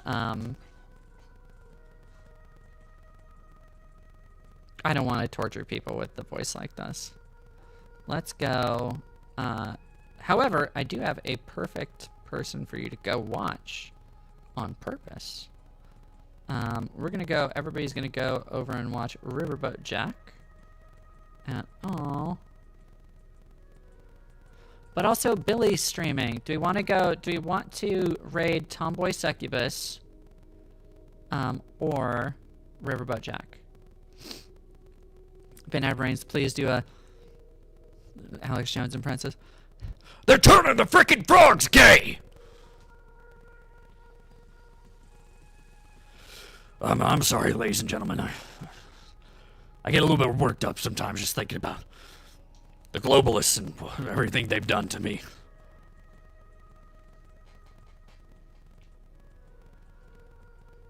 Okay, we're going to Jack. Okay. Let's go say hi to Jack. Everybody jump in. Thank you very much. Thank you, Lirene, for becoming a member. Have a great rest of your night, y'all. Let me go to Stream Manager, and we're going to raid in just a second.